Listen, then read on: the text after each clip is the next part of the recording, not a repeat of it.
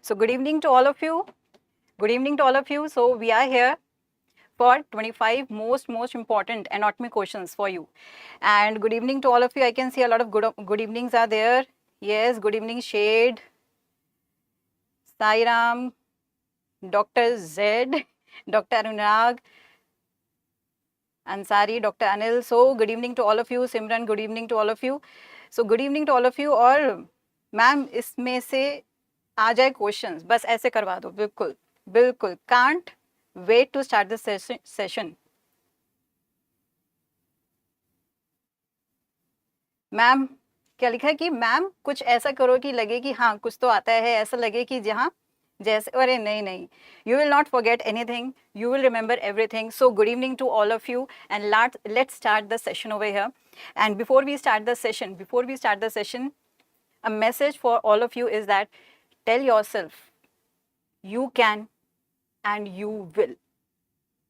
When you start thinking that you can, then you will do it.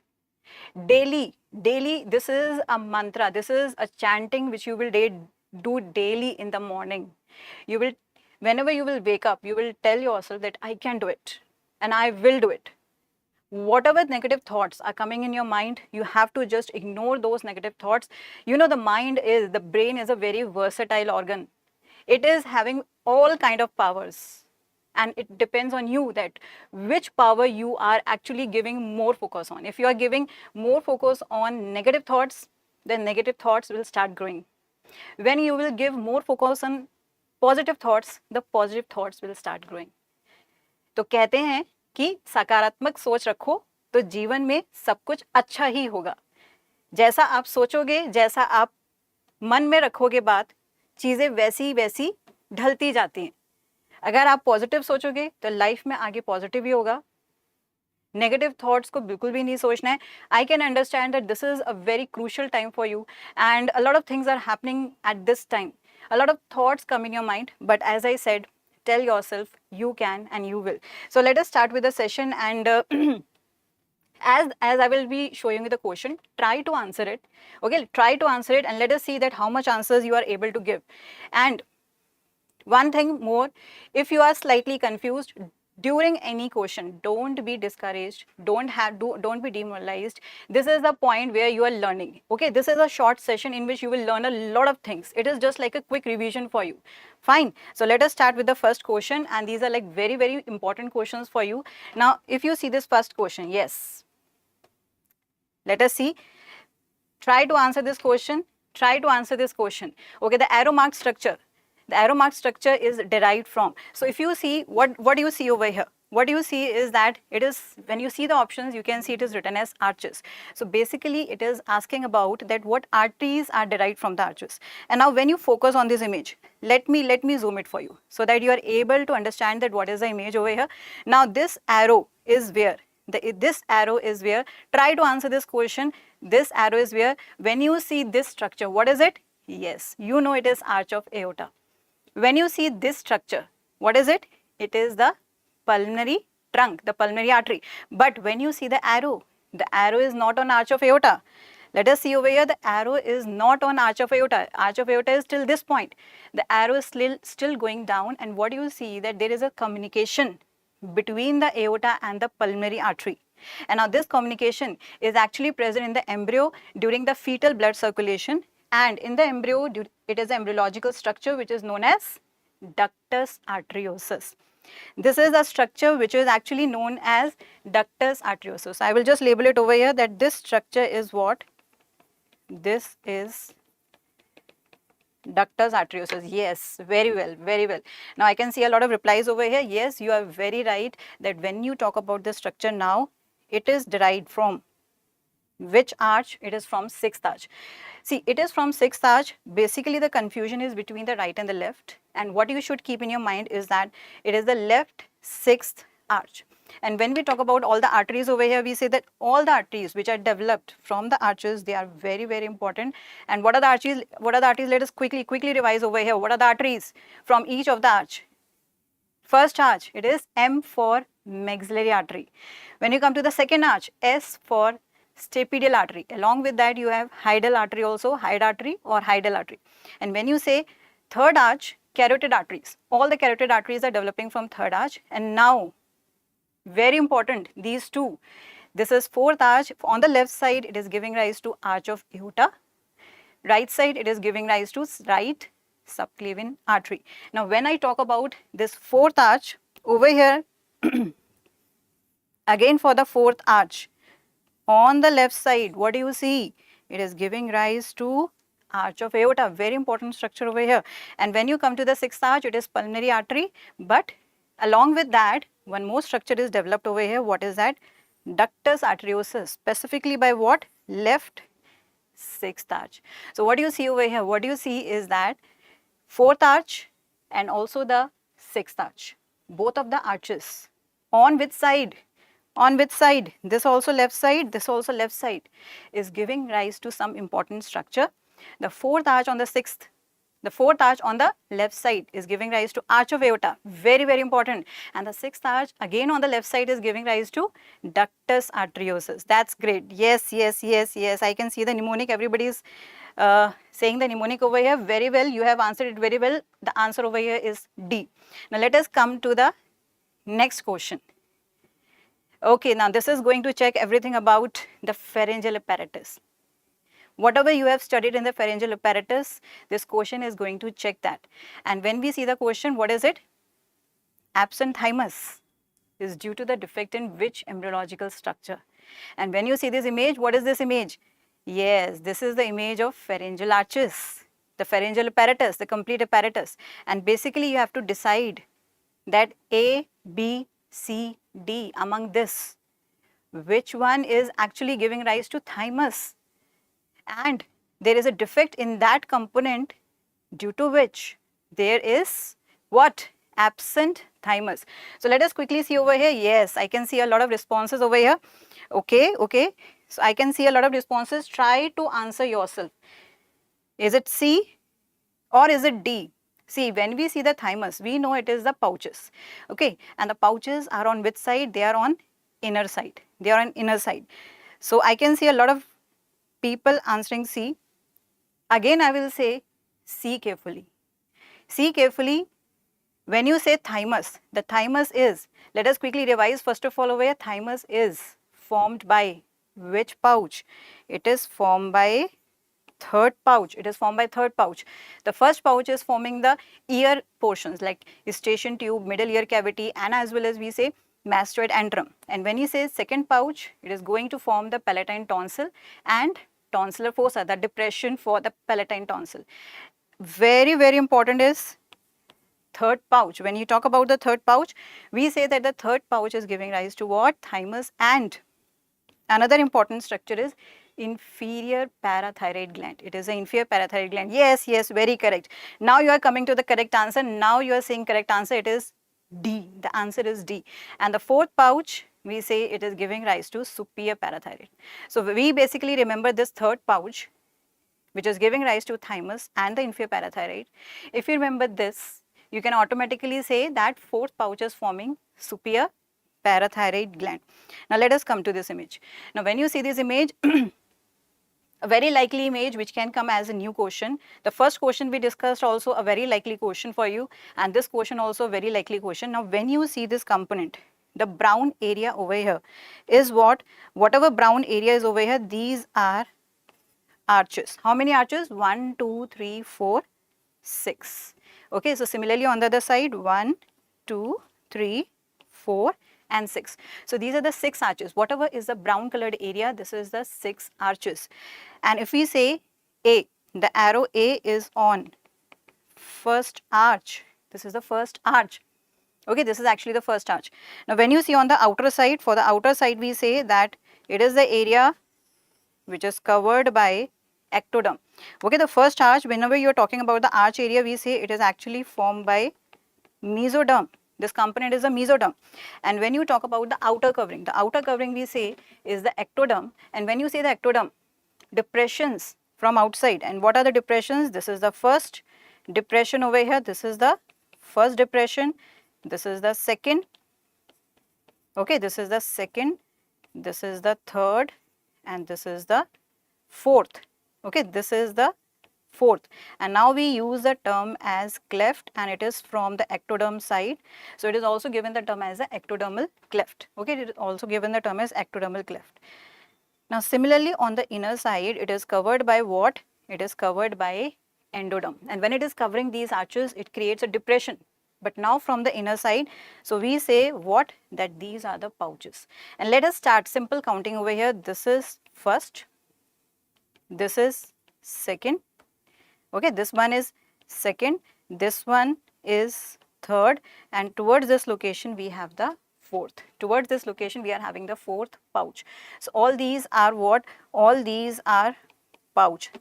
The C is the second pouch and the D is third pouch. And now you say that the answer of this question is what? The answer of this question is D, that is the third pouch is actually giving rise to what?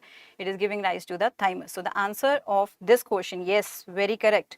The answer of this question is now, we say this area, that is the third pouch, and the answer is therefore D. Okay, now let us come to the next question. Now read this question carefully and give a pause, give a second to understand this question. Okay, let us see what is the question. After sustaining a stab injury, some particle got struck where? On the dorsal aspect of spinal cord. Okay, now this is the keyword over here. This is the keyword over here, the dorsal aspect of spinal cord in the neck region, in the neck region. Now, which of the following is most likely to be seen? Now, when you see over here, these are the various symptoms which are given over here, that the symptoms which we may expect. And when you say that the dorsal aspect of the spinal cord is affected, so you very well know. I will just give you a hint over here. Yes, yes, very correct, very correct. I can see a lot of students, they are answering the question, very correct. And for those who are trying to attempt, I will give you a hint. When you see this spinal cord, this is the transverse section of the spinal cord. So in this, what do you see? That when you see this transverse section, this is gray matter. Okay, this is the gray matter. The broader portion and this deep sulcus is on anterior side, and this is the posterior side. Now when you see the posterior side, I am focusing on the posterior side. So on the posterior side, this area, this whole area, as well as on the other side, this whole area. Now this whole area is occupied by what? It is occupied by dorsal column. Okay, it is occupied by the dorsal column. What do you understand by dorsal column? That means that you are talking about what? Ascending tracts. Okay, you are talking about the ascending tracts. So on the most posterior side of the spinal cord, what do you have? You are having one tract, main tract, which is present on the posterior side. It is the dorsal column. And when I say dorsal column, so for that, we very well know what are the sensations which are being carried. The dorsal column carries fine touch, vibration, and the conscious proprioception. When you talk about the anterior spinothalamic tract, it carries what? Yes, it carries the crude touch and the pressure. And the lateral spinothalamic tract carries pain and temperature. So when you talk about dorsal column, over here, because the dorsal part of the spinal cord is gone, you now, what do you expect over here? You expect that these sensations will be affected. And thereby, when I come back to the question over here, now what do you expect? You expect loss of proprioception. Okay, you expect what? Loss of proprioception. So let us exclude these options. We have excluded A and B. Okay, we have excluded A and B over here because the pain and temperature is carried by lateral spinothalamic tract. And now basically we have to decide between the two. Now a very important thing, like a very point to be noticed over here, if it is ipsilateral or contralateral, how will you decide it? How will you decide it? You will decide it on the basis of the tract over here. If you see this tract over here, this is what? This is the dorsal column tract, and the fibers are beginning over here, and I will just focus on the spinal cord region. This is the spinal cord region. Okay, this is the spinal cord region, and when you see the spinal cord region, this is what? This is the midline over here. Okay, this is the midline. Now the fibers, if they are starting from this side, they are ascending on the same side. Okay, they are ascending on the same side, and when it reaches at this level, now what is this level? This is the level of medulla. This is the level of medulla. So for the medulla, we say that the crossing of fibers in the dorsal column, it takes place where? It takes place in the medulla. So crossing of fibers, the crossing of fibers is at medulla. And when the crossing of fibers, it occurs at the medulla, now the fibers, they go to opposite side. So that means the fibers which are coming over here, they go like this. Now they cross the other side and now they are going up to the brain. Now what you understand by this is, if the lesion is in the spinal cord, if the lesion is in the spinal cord, the same side symptoms will be lost, or the same side sensations will be lost. And if the lesion is above this level of medulla, wherever the crossing occurs, above this level of medulla, if the lesion is over here, then we say that the loss of sensation will be on opposite side. It will be on opposite side. So we basically decide on the basis of crossing of fibers, and we say that above the crossing, like in the simple words, we are saying that above the crossing of fibers, above the crossing, if there is any lesion, so if there is lesion, if lesion is above the crossing of fibers, then we say that the effect will be contralateral. And if the lesion is below, then the symptoms is ipsilateral. Okay, then the symptoms is ipsilateral. So thereby we say that the answer of this question is what? Ipsilateral loss of proprioception. It is the ipsilateral loss of proprioception. So thereby the answer of this question is what? Ipsilateral loss of proprioception. Okay, now let us come to the next question over here. Now in this next question, what do you see? This is an image based question which is given over here, and this image, what is the question? Ischemia in the arrow marked red area. Okay, this red area over here, the ischemia which is in this area. Now due to the ischemia in this area, what part of the body will be actually affected? And when you see the parts of the body over here, right, now how will you answer this question? How you will approach to this question? First of all, when you see this image, is this the medial view or is this the lateral view? This is the medial view of the brain. Okay, this is what? It is the medial view. Yes, very correct. I can see D, C also, D also. Decide quickly. If you want to change the answer, you can change. Yes, very perfect. I can see a lot of people answering, a lot of students who are answering.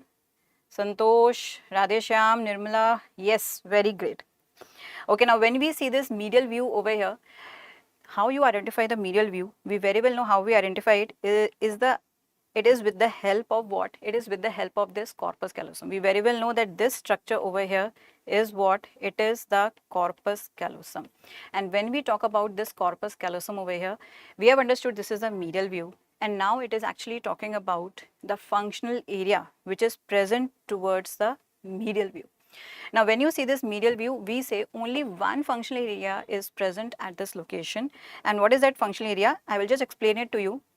We say that the central sulcus is coming at this location. Okay, the central sulcus, it comes towards the medial side. The central sulcus which is running on the lateral side, it also comes towards the medial side, and along with that, what happens? It carries the motor area and the sensory area. मतलब मैं तो medial side पे जाऊंगा, अपने साथ तुमको भी लेके जाऊंगा. लेटरल साइड पे मोटर और सेंसरी एरिया है, तो जैसे ही सेंट्रल सल्कस मीडियल साइड पे जाता है तो वो सेंसरी और मोटर एरिया उसको साथ लेके जाता है. And when we talk about the medial view, we say along with the central sulcus, the sensory and the motor area, they are also going over here, and only in some part of this medial aspect you have some functional area, and for that we specifically give the term as paracentral lobule. So together this area is given the term as paracentral lobule. And now when the word comes paracentral lobule, so you very well know that. So how do we remember over here? We say P for paracentral, P for perineum. It is P for paracentral, P for perineum, L for lobule, L for lower limb. So it is basically representing this portion of the body, L for lower limb and P for perineum. So very easy to remember. Once you know that this is a paracentral lobule, you can very easily say that P for paracentral, P for perineum, L for lobule, L for lower limb. So it is basically representing these areas of the body, and if there is any problem in this area, if there is any ischemia, that means these portions of the body will be affected. So now in this image you are very well able to know that which portion of the brain is paracentral lobule. Okay, this is the paracentral lobule over here. So the answer over here we very well know is D, perineum. It is D, perineum. Now let us come to this another question. Okay, let us come to this another question. Very easy question but slightly tricky, so that you have to use your brains, and you have to use whatever you have learned. You use everything of that. So when you see this image, the question is, when you see this image, injury at which of the following site will impair what? Will impair dorsiflexion of the foot.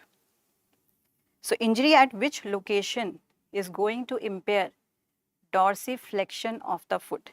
Okay, now I need answers. I need answers from all of you. Try to answer it. Trying to answer it. Now, when you are answering this question, you have to take care that just see the landmarks. Try to identify the landmarks. When you see this image, first of all, you should be knowing that this is the X-ray of which area. So we say this is the X-ray of knee joint. Okay, this is the X-ray of knee joint. Yes, I can see a lot of students who are answering yes, Nitesh, Avnish, Ekta, Aditya, yes, yes. At least you are making a try. And when we talk about this joint over here, we say this is which joint? This is a knee joint. Okay, now I have given you the hint that it is a knee joint. Try to answer it. Yes, very correct. Very correct. Very correct, Aditya. Very correct. And I can see, yes, Nirmala, very correct. So over here, when you see this bone, when you see this structure over here, we say what is A? Very well we know towards the upper side, this bone is femur. Okay, this bone is femur. Now as you come towards the lower side, you say the thinner bone is what? It is the fibula, and the other bone is tibia. So the D option is typically on tibia. When you see the C option, it is actually towards the, again it is towards the tibia, or you can basically say that it is towards the knee joint cavity, or we also say that it is the intercondylar area. It is actually the intercondylar area of the tibia. So you can mark it anything, intercondylar area of the tibia, or you can say, or you can also say knee joint cavity. Okay, it is towards that area. Now when you come to this B option, yes, yes, yes, yes, very correct. I can see over here a lot of answers over here. Right. Yeah, you can mark meniscus, but actually this is an X-ray, so you cannot perfectly say that which structure is this. Meniscus is actually towards the lateral sides. It is not towards the center. In the center, we are having the cruciate ligaments. So now when you come to the option B, what is it? Fibula. It is the fibula. And now which part of the fibula has been focused? It is the upper part of fibula which is focused, and specifically the arrow is towards where? It is the neck of fibula. It is the neck of fibula. Now you have understood all the landmarks over here. You have understood all the landmarks. Again, I will come back to the question. Again, I will come back to the question, and you know very well, neck of fibula. This is a relation in the lower limb which is the most important. Which nerve is related to it? I want this answer. Which nerve is related to neck of fibula? I want this answer. Which nerve is related to neck of fibula? Which nerve? I want the answer quickly. Which nerve in the lower limb is related to neck of fibula? Try to answer it, please. I want this answer from everybody. And then the answer of this question will come. So when, yes, very perfect, Anirudh. It is actually the common peroneal nerve. Okay, it is actually the common peroneal nerve. Yes, yes, very correct, very correct. It is actually the common peroneal nerve. Very, very correct. So it is actually what? I will tell you. I will make this correction for you. It is not deep peroneal, it is a common peroneal nerve, which is actually related to what? It is related to neck of fibula.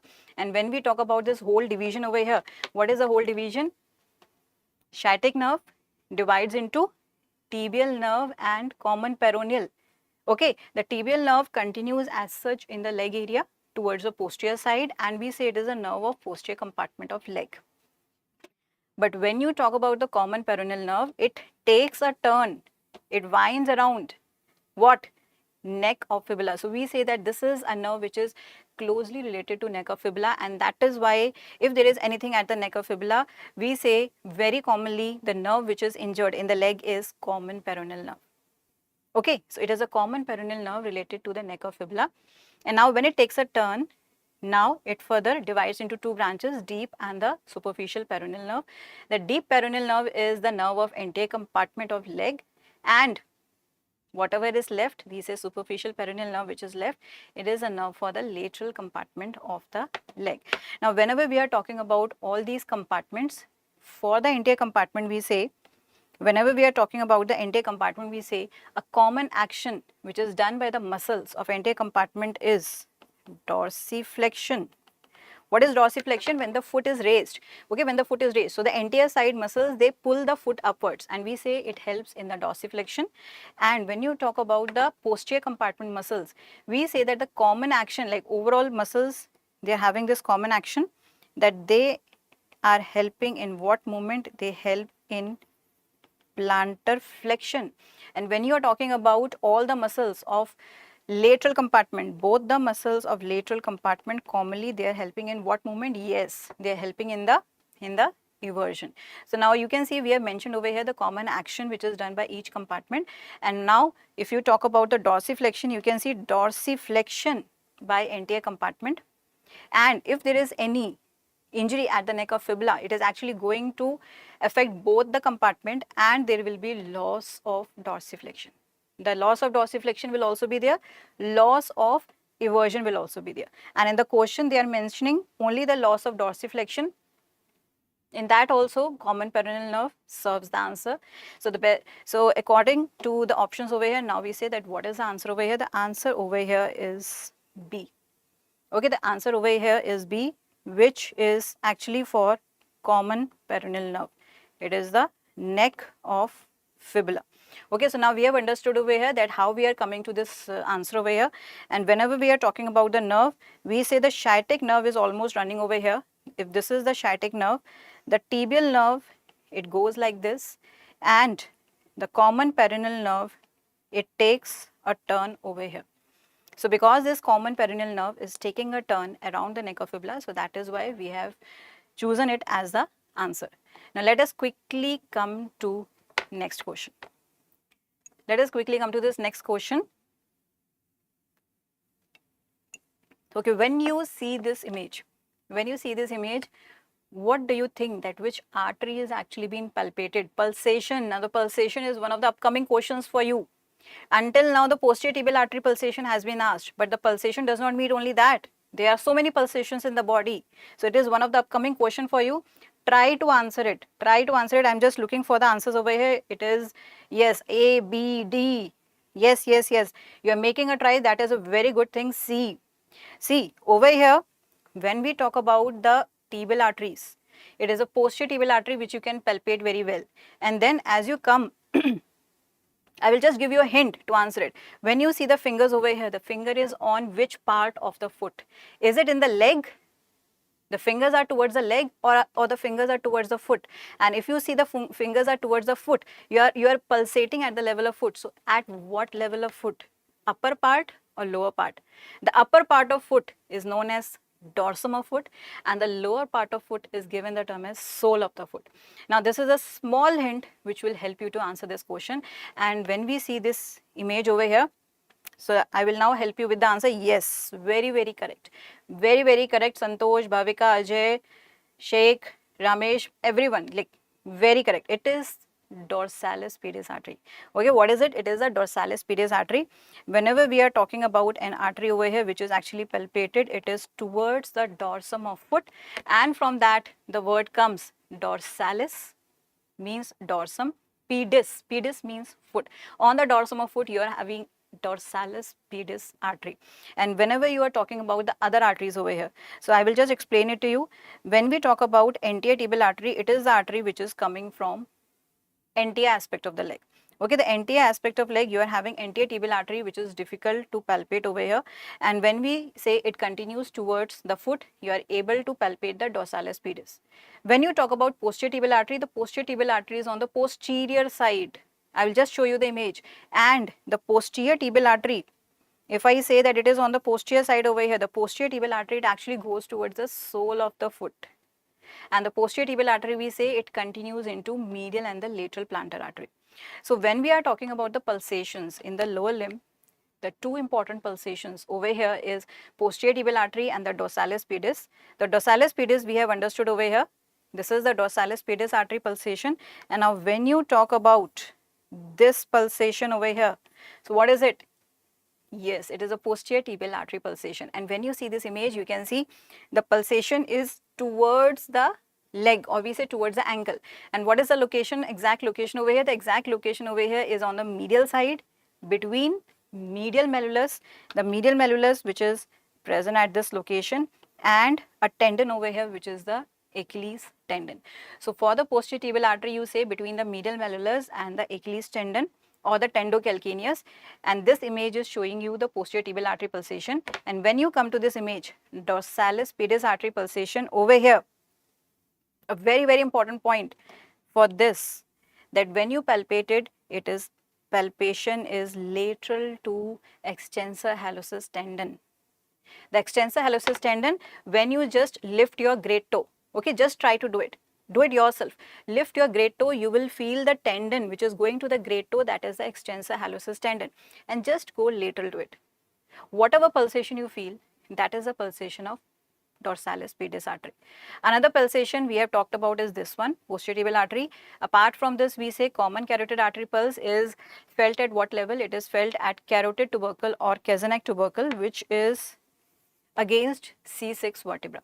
So basically you feel this pulsation in the neck over here along the anterior border of sternocleidomastoid towards the lower side. Okay, if this is the anterior border of sternocleidomastoid towards the lower side, you just press over here, and against C6 you will feel a pulsation which is the common carotid artery pulsation. Now when you come towards the upper limb, another important pulsation is this one which you always keep taking. This is what? This pulsation which you take over here, this is what? This is the radial artery pulsation. On the lateral side of the hand, of the forearm, you are having the radial artery, yes?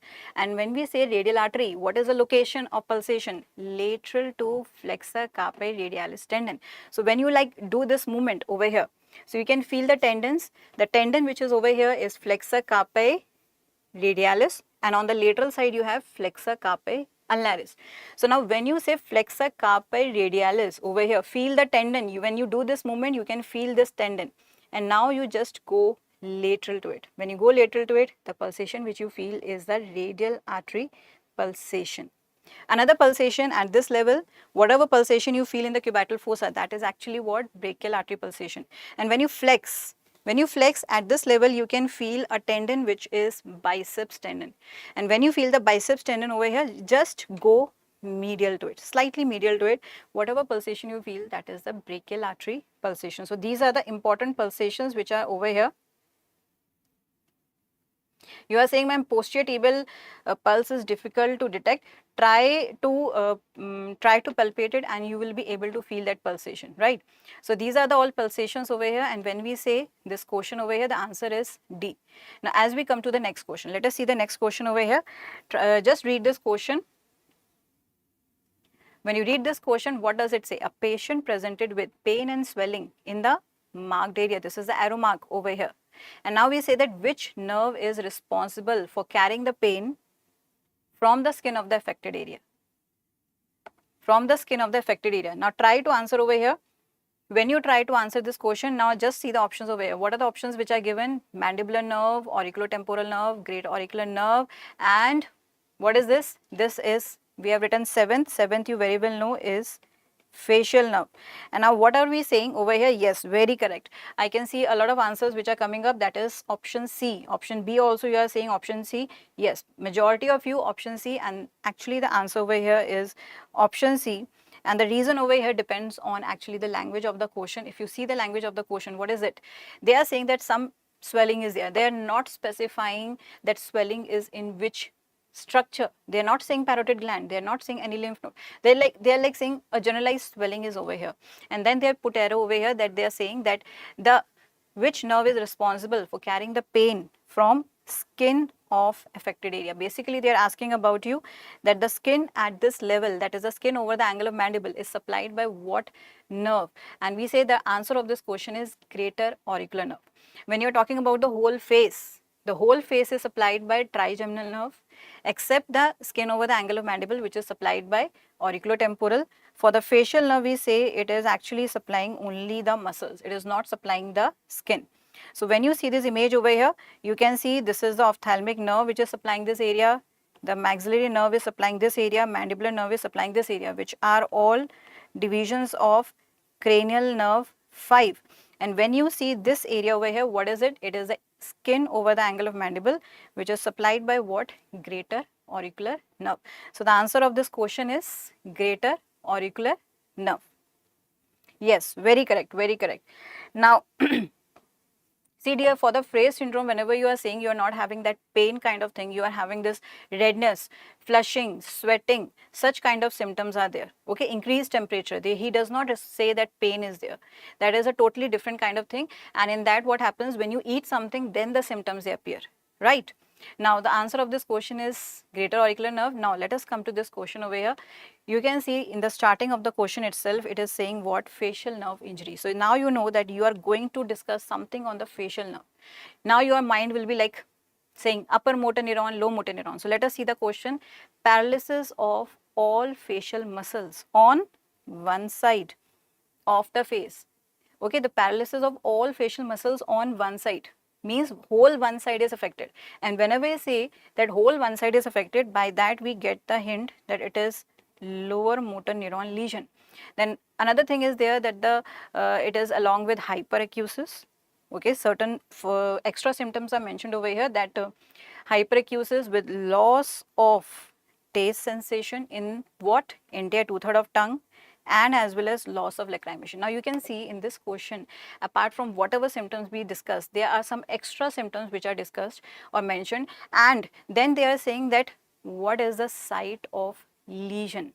Now when we see the site of lesion over here, now the point comes that you have to answer that what can be the site of lesion. Yes, I can see that you are responding C, D. Now when I will just help you that how you are going to attempt this question. First of all, when you see cortical lesion means in the cerebrum. When you say internal capsule, again towards the cerebrum. So these two are upper motor neuron lesion. These two are upper motor neuron lesion. So because they are upper motor neuron, we have excluded the both. Okay, you exclude the both. Basically, you have to decide between what? You have to basically decide between C and D. Yes, very correct, very correct. So you have to decide basically between C and D. Now we will see that how we are going to approach this question. First of all, you should be knowing the basic thing that upper motor neuron contralateral lower half of the face is paralyzed and forehead is spared. And when you say the low motor neuron lesion, which is a nuclear or infranuclear lesion, in this we say whole of the half is affected, including the forehead. And it is also given the term as Bell's palsy, which is having all these symptoms, that in these symptoms we say very important symptom is loss of transverse wrinkles on the forehead. Then you are having a lot of other symptoms which are seen in Bell's palsy. So in the low motor neuron, we basically expect all these symptoms, but sometimes in the question they mention some few other symptoms, and you have to decide according to those symptoms that what is the site of lesion. And this is specifically for low motor neuron. Okay, I'm going to discuss specifically for low motor neuron. If you see this image, I will just show in this image. What do you see is, this is a facial nerve which is giving off greater petrosal nerve, nerve 2 stapedius and chorda tympani. And you very well know that these three branches, whenever we are talking about these three branches are given off where? They are given off in middle ear.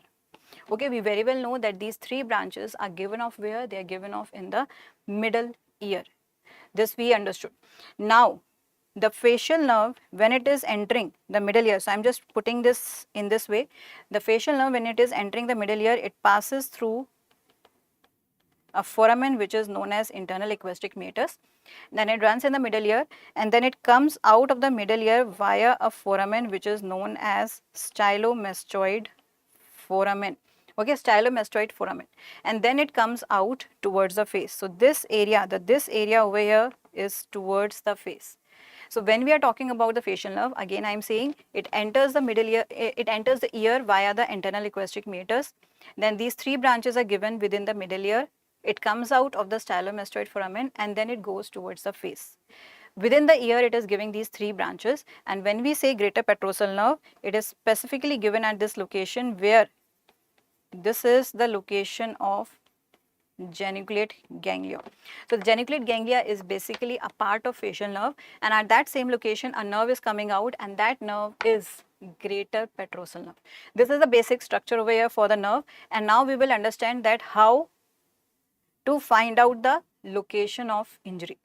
So how to find the location of injury? If you see this schematic image over here, what do you see? The facial nucleus is shown over here. Then the facial nerve passes through internal equestric meatus. It gives off these three branches in the ear, middle ear, and then it comes out from the stylomastoid foramen and then it reaches the face. Okay, it is coming towards the face over here. Now when we talk about the greater petrosal nerve, if the lesion is specifically at this location, we say that some extra symptom will be there because the greater petrosal nerve is affected, and the greater petrosal nerve, it supplies what? Lacrimal gland. If you remember, we studied in pterygopalatine ganglia, lacrimal gland. So therefore the loss of lacrimation, tear formation is less.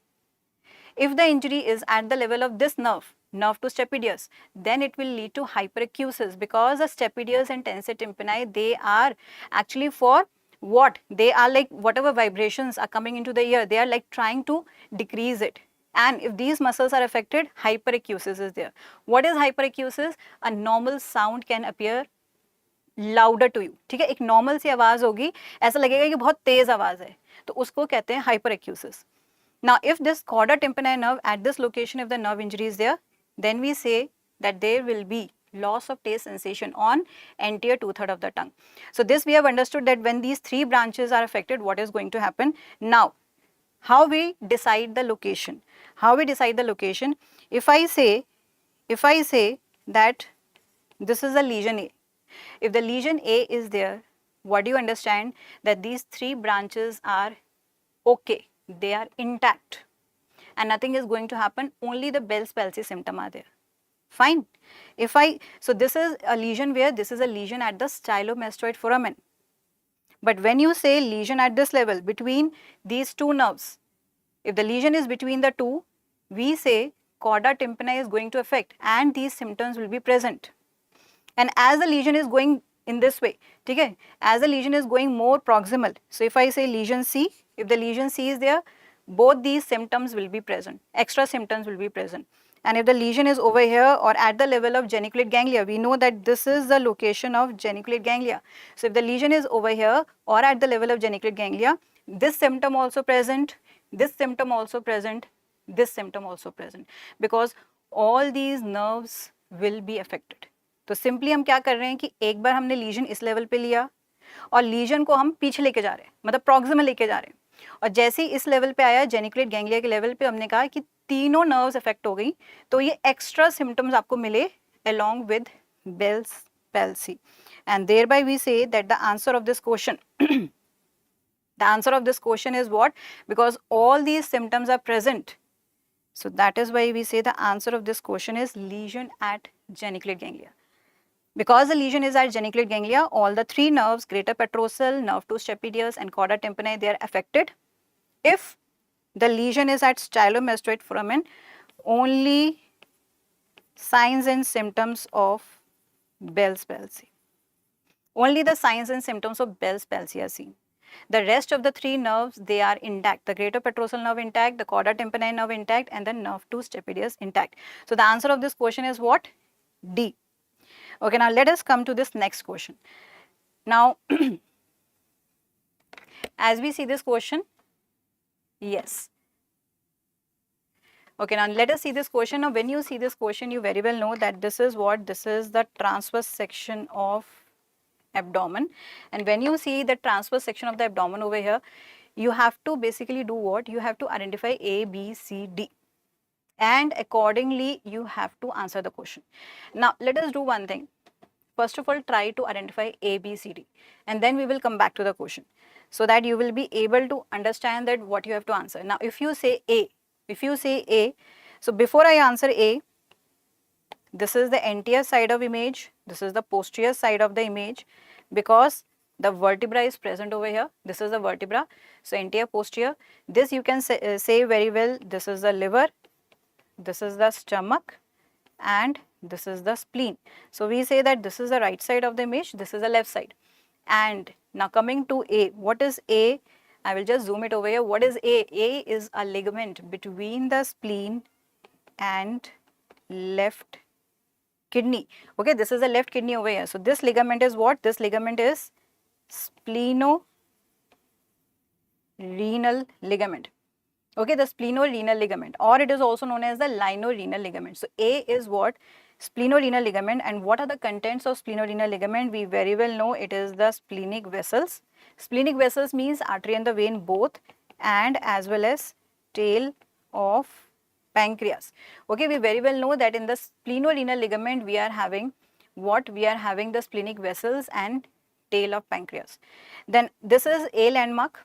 Now as you come to B, so when you talk about the B landmark, I will just zoom it for you. In front of vertebra, what is this section? Yes, this section is B, which is aorta.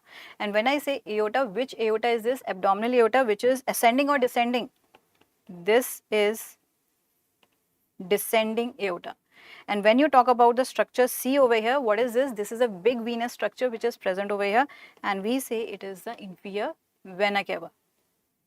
Now let us come to another structure, D. Now when you see D, I will just zoom it for you. D. What is this D? This is a component which is extending from liver to stomach, and we say what is it? It is a lesser omentum.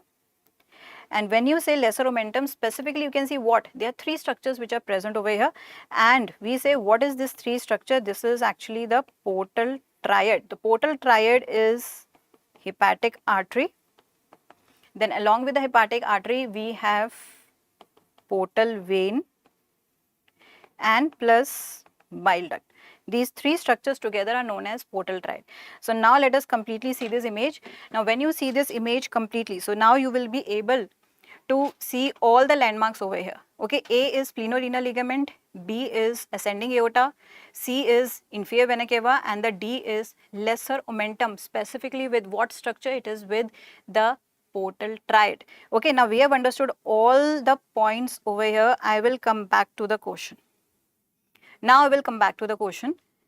Now start reading the question one by one. A is splenorenal ligament. Yes. Its content is body of pancreas. No, not body, it is tail of pancreas. So this option not correct. B is ascending aorta. Not ascending. This is actually descending aorta, and the C is inferior vena cava. So over here B is actually descending aorta. So I just cross it because this is also not correct. Then the C is lesser omentum having the portal triad. Yes. And that A is what? Gastrosplenic. They have written gastrosplenic. It is not gastrosplenic. It is splenorenal. It is a splenorenal. So over here when you see this complete question, that which of the statement is correct over here? Yes, yes, now very right.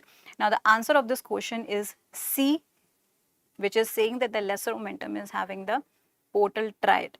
Okay, so now in this whole image you have understood that what are the important landmarks which are in the transverse section of the abdomen, and you are able to identify all the structures, and you are able to comment on all the structures over here.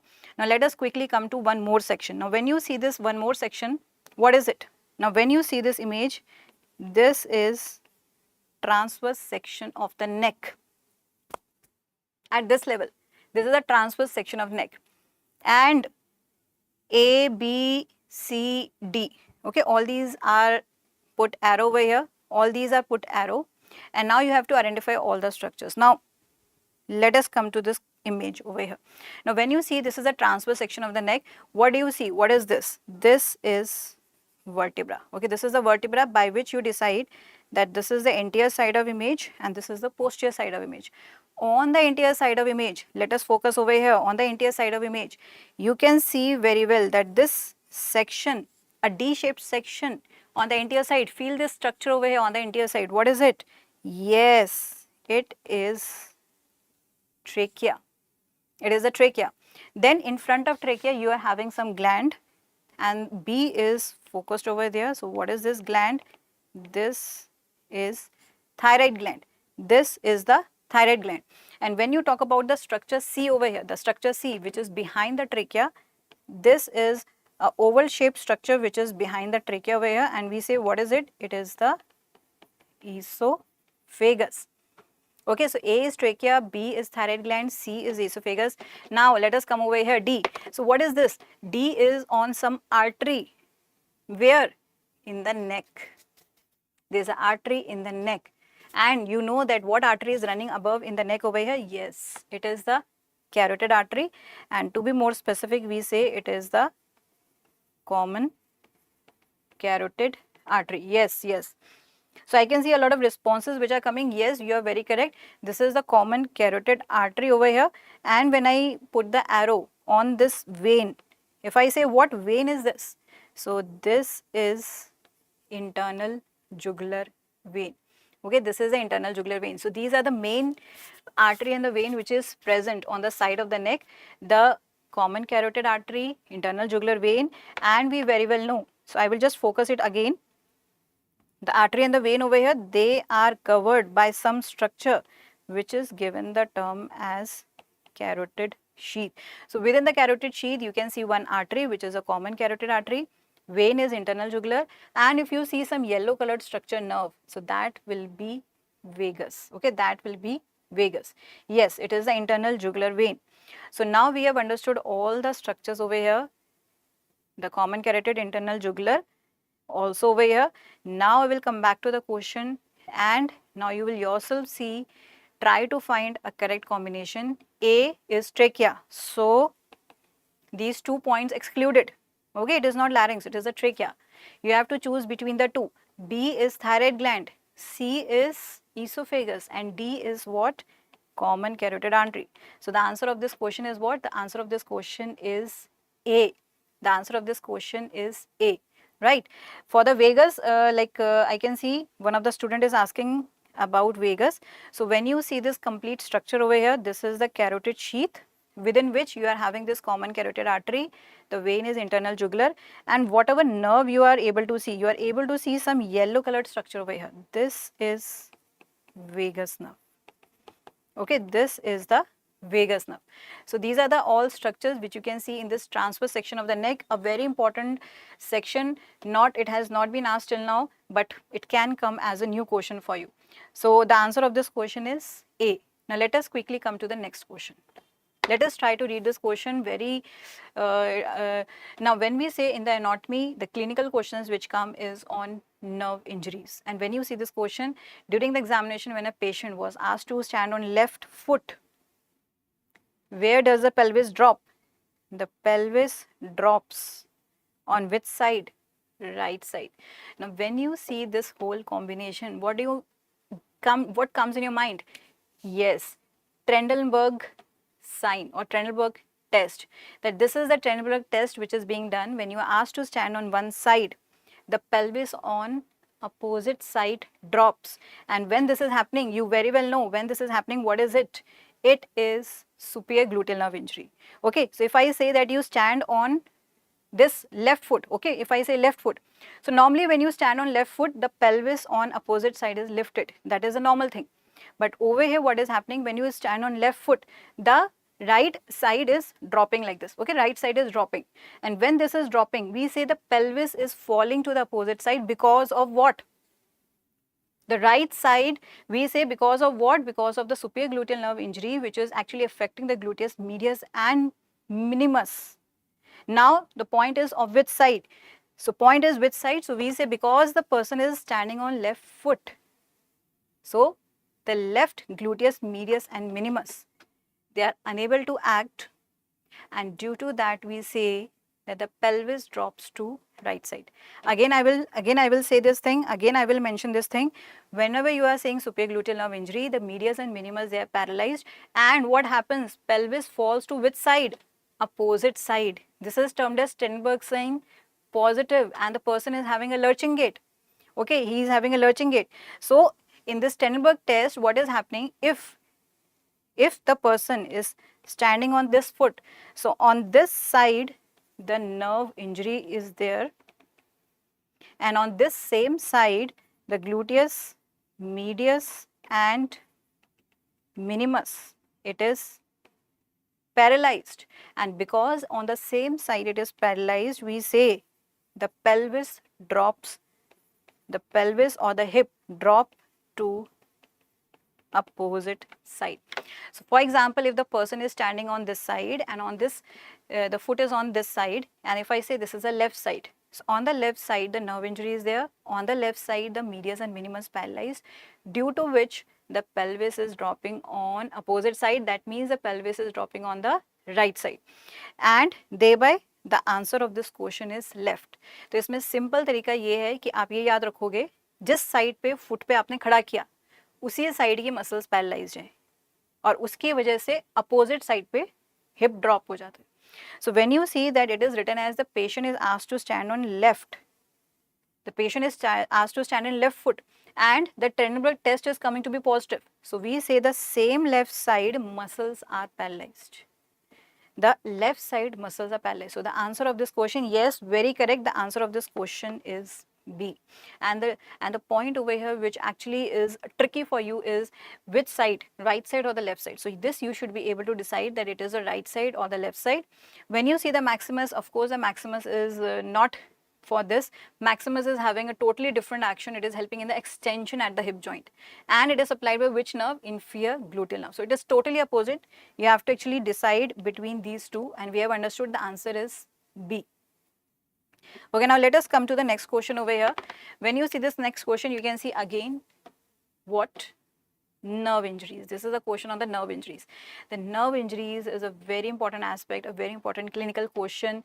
Minimum one question we expect from this nerve injuries. It can be one question, it can be more than one, and therefore you should be very well able to identify the answer. These are like scoring questions for you. Once you understand this question, you are able to answer it.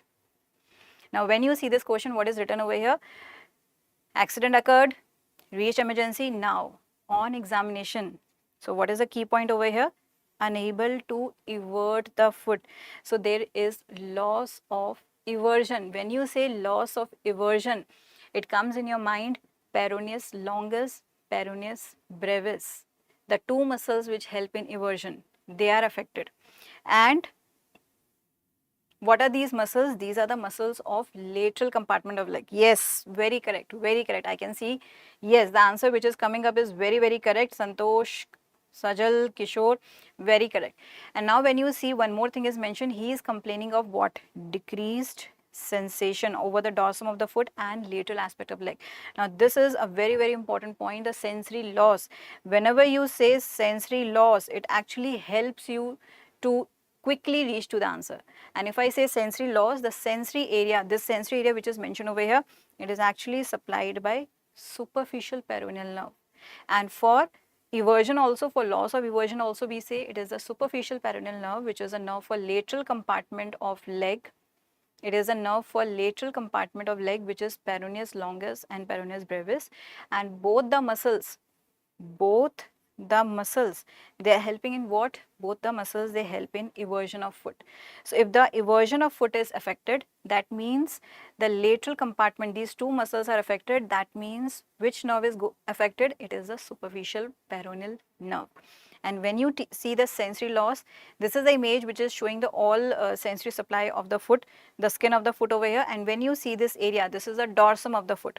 In the dorsum of foot, the majority of the area is supplied by superficial peroneal nerve, and as well as you can see it is going where? It is also going towards the lateral aspect of the leg. So this complete area is by superficial peroneal nerve. So now you see that both the symptoms, the written, the action loss and the sensory loss, both are for superficial peroneal nerve. And the sensory loss, it actually quickly helps you to answer the question. If I say that only this area sensory loss is there, so we say this is the first web space of the foot. The skin over here is actually supplied by deep peroneal nerve. If I say that medial border of the foot, what is the medial border? This is the medial border of the foot.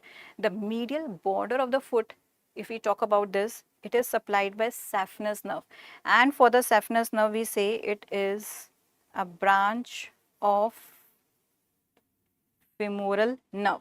Okay, it is a branch of the femoral nerve. It is an important point that it is a branch of femoral nerve.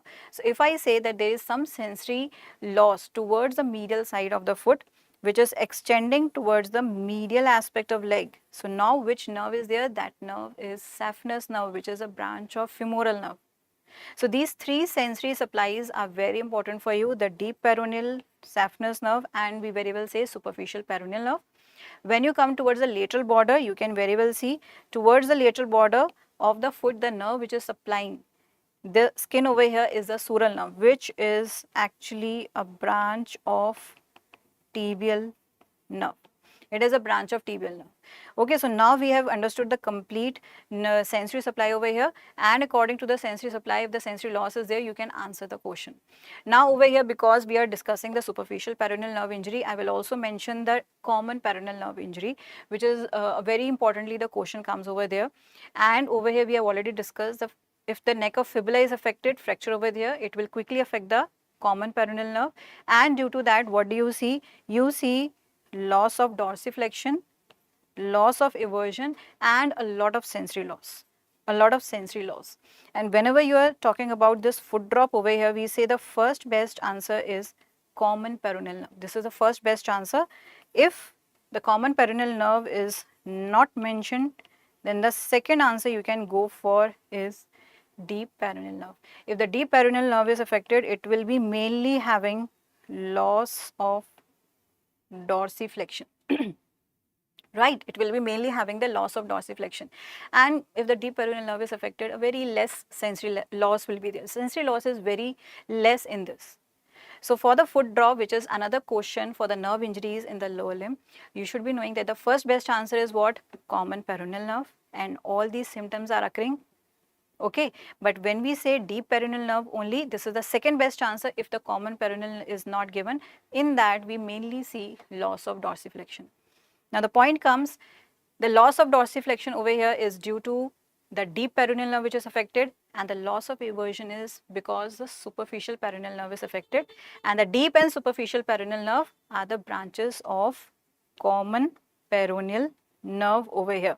And we have already discussed this image earlier, the flow chart which we have discussed. So according to that, we mention this foot drop over here.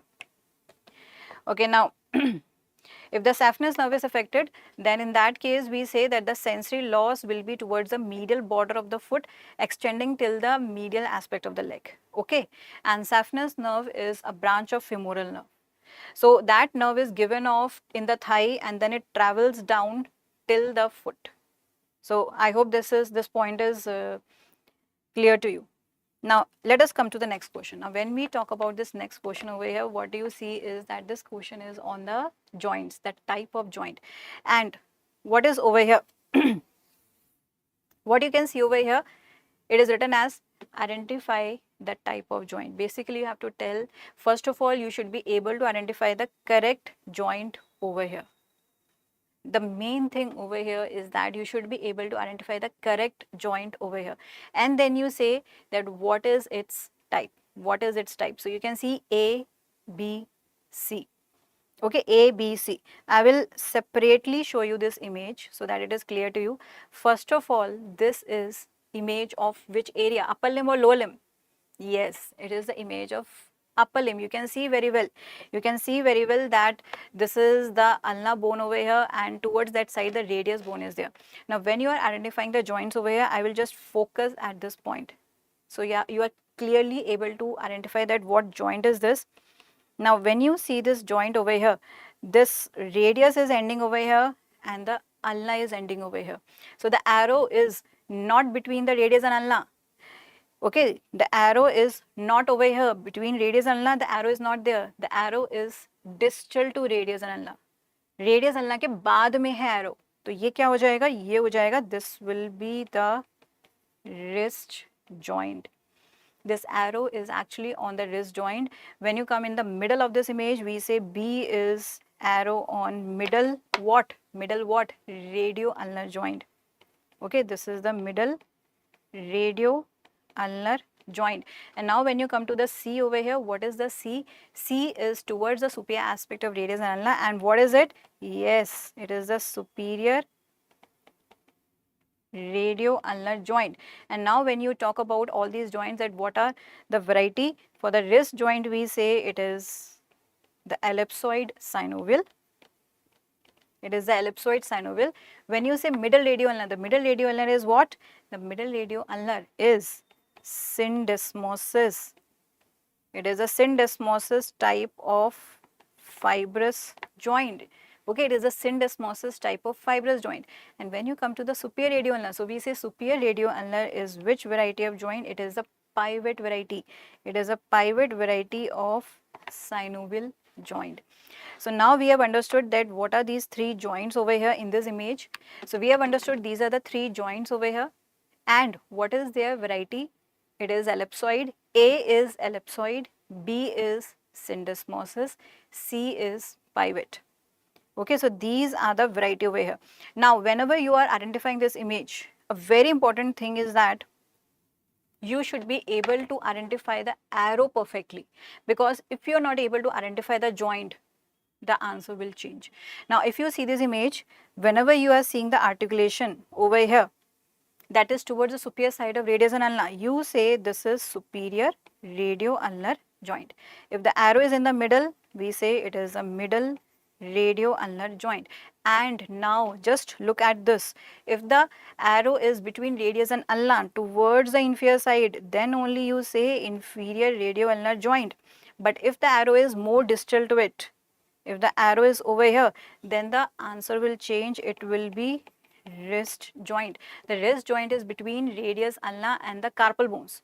So if the arrow is going below or distal to the radius and ulna, that means the arrow is towards where? It is towards the wrist joint. So it is very important to identify these two joints over here perfectly, so that you are able to answer perfectly. And thereby when you come over here, I can see very well that everybody is answering very well. A. So yes, it is A. It is A. A for ellipsoid, B for syndesmosis, and C for pivot. Now over here, whenever you are seeing this question, in each question is checking not only one thing, it is checking a lot of things. Like in this question, it is being checked that you are able to identify on the X-ray, and secondly, you know about all the joints. Now let us quickly come over here to the next question. Now when you see this question, okay, when you see this question, you very well know this is a question which is for diaphragm. You can see this question. Okay, what do you see over here? That this question is on diaphragm. Everybody has read about diaphragm. Now it is a time to recall everything about diaphragm. The diaphragm is one of the very important topic, one of the like you can say recent upcoming topic over here, from which we can expect a question.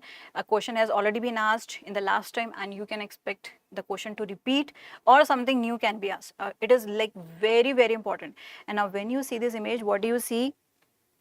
A, B, C, and according to that you have to choose the correct statement. Now if I say A, B, C, first of all you should be able to identify what is A, what is B, and what is C, and after that you have to use all the information you know about the diaphragm. So let us try to do it. If I say A, first of all you see this image. When you see this image, what do you see? This is a diaphragm, inferior view of diaphragm, and what is this? This is the vertebral column. Okay, when you say vertebral column, it is a posterior side, and this is the anterior side of the image. Now when you see this whitish area over here, we say what is this whitish area? This is central tendon. And yes, when we see the central tendon, you are having a major opening in the central tendon, which is what? Vena cava opening. So what is A? A is vena cava opening. Then there is another opening over here which we say is esophageal opening. It is the esophageal opening. And when we go towards the posterior side. So you can see three openings over here, V, O, A. Okay, we remember like this, VOA, voice of America. So from anterior to posterior, when you go, it is voice of America. V is vena cava. Second opening is O, we say esophageal opening. And the last opening on the posterior side is A, aortic opening. Okay, it is the aortic opening. So you can see three openings over here, V, O, A. And when you see these three openings from anterior to posterior side, we have identified it. Now what do you see? Vena caval opening is present where? In the central tendon. Esophageal opening, we say, is in the muscular part of the diaphragm. And when you talk about this aortic opening we say is behind the median arcuate ligament. Right, now the one more structure is there, which is written as C over here, and you should be able to identify it. It is like a tail like projection which is coming from the diaphragm, and what do you see? It is attached to the vertebral column. What is this structure? This is the crus of diaphragm. This is the crus of diaphragm, and over here we basically say that this is the left side crus. Okay, this is the left crus of diaphragm. So this structure is crus of diaphragm. Now before for the crus of diaphragm, whenever we are talking about it, there is a right crus and there is a left crus. And when we are talking about the right crus, specifically we say it is attached to what? L1, L2, L3. So what I have written over here, L1, L2, L3 vertebrae, the upper three lumbar vertebrae. And when you talk about the left crus, it is smaller, and for this we say it is attached to L1, L2. Okay, it is attached to L1, L2, means the upper two lumbar vertebra. So this is the attachment of the crus over here. When we talk about the crus, specifically attached to the right crus, attached to the upper three lumbar vertebra, and when we talk about the left crus, we say it is attached to the upper two lumbar vertebrae. So this is the attachment of left and the right crus. And what are the other points you should be knowing over here? So when we talk about other points, let us come to the other points. So for the VOA, anterior to posterior. What is this VOA? For this we say 8, 10, 12. Now what is this 8, 10, 12? 8, 10, 12 is what?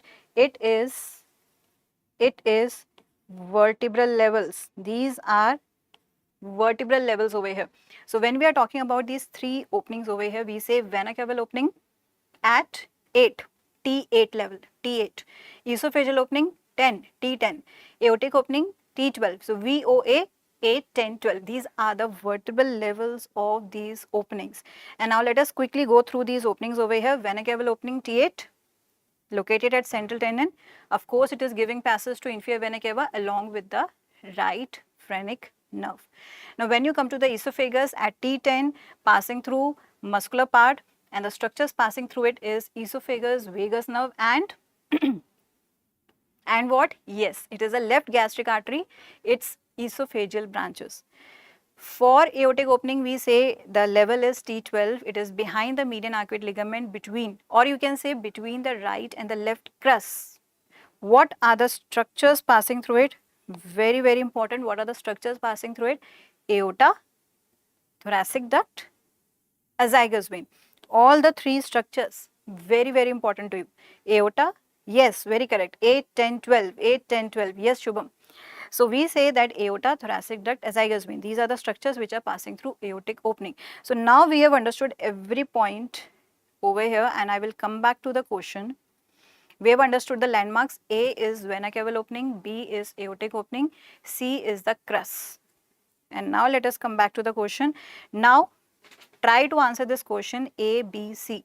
So A option, A is vena caval opening. Yes, it is vena caval opening, but what is written? At T10. It is not at T10. It is actually at T8 level. So therefore this option is not correct. Okay, now B gives passage to azygous vein. Yes, B is the aortic opening which is giving passage to azygous vein. This is statement correct. C is the crus. It is attached to both lumbar and thoracic, not to the thoracic. It is not attached to thoracic vertebra. It is attached to the lumbar vertebra. So therefore this statement also not correct.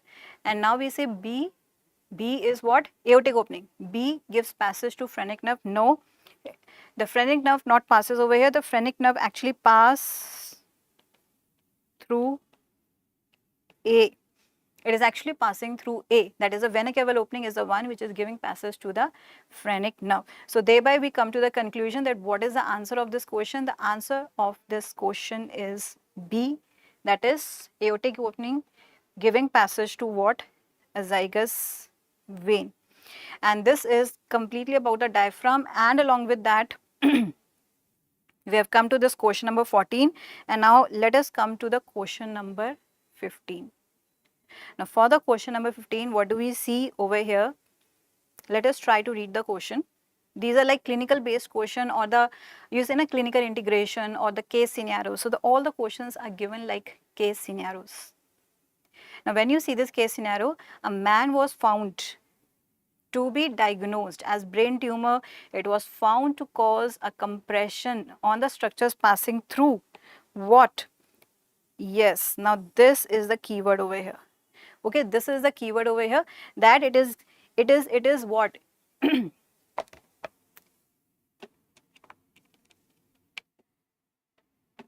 It is what? It is a compression on the structures, where the compression is on the structures passing through what? Right hypoglossal canal. Now this is a point which is going to give you a hint that when you say hypoglossal canal, what are the structure passing through it? Of course, cranial nerve 12. It is a cranial nerve 12, the hypoglossal nerve. So that means they are actually talking about what? They are actually talking about the hypoglossal nerve injury. They are talking about hypoglossal nerve injury. And now we say, what symptoms will you expect when you do the examination?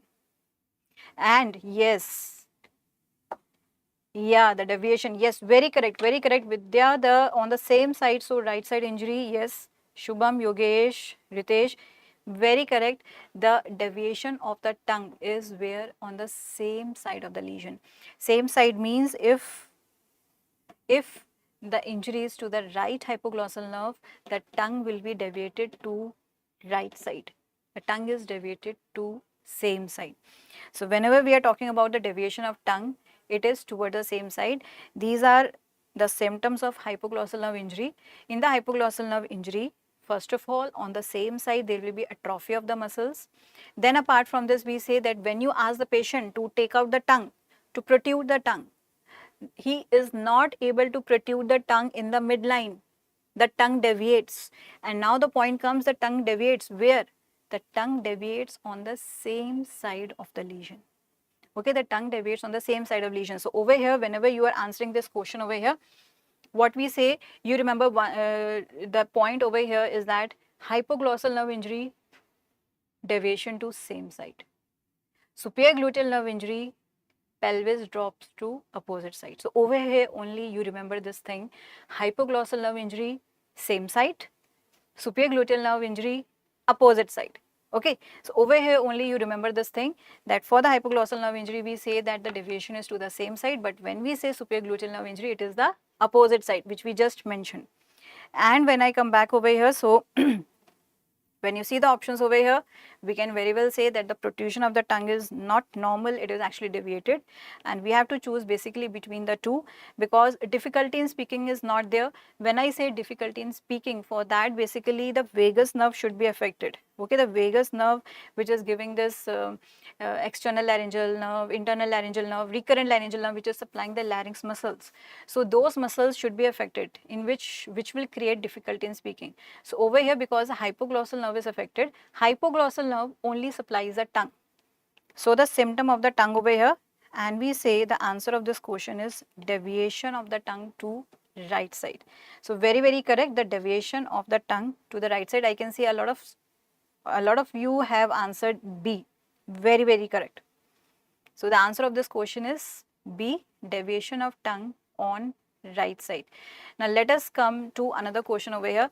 When you see this question, when you see this image, let me focus over here on this image. When you see this image, quickly it comes in your mind. What is it? It is lumbricals.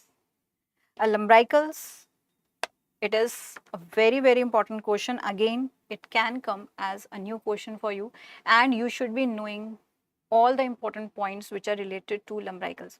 And when we say lumbricals over here, very important thing is that you should be able to count it properly. Okay, you should be able to count it properly. When you say counting of lumbrical, we follow the thumb rule. What is the thumb rule? From the thumb side, you start counting 1, 2, 3, 4. So if I see this image over here, in this image, you can very well tell that this is the thumb side. And when you see this thumb side, you say this is the first lumbrical, this is the second, this is the third, and this is the fourth lumbrical. These are the lumbricals over here. Okay, 1, 2, 3 and 4. Now another thing what you see over here is that, yes, very correct. Over here you have to basically choose the correct statement. Now let us see what are the other points. If I say 1, 2, 3, 4, the first and second lumbrical, it is supplied by median nerve. Third and fourth, it is supplied by ulnar nerve. And when I see on this image, the arrow is put on first lumbrical. Okay, this is the first lumbrical. Now when you see the properties of the muscles over here, what do you see? Is it unipinnate or bipinnate? When we see the fibers are running in one direction, and we say that this first and second, it is unipinnate.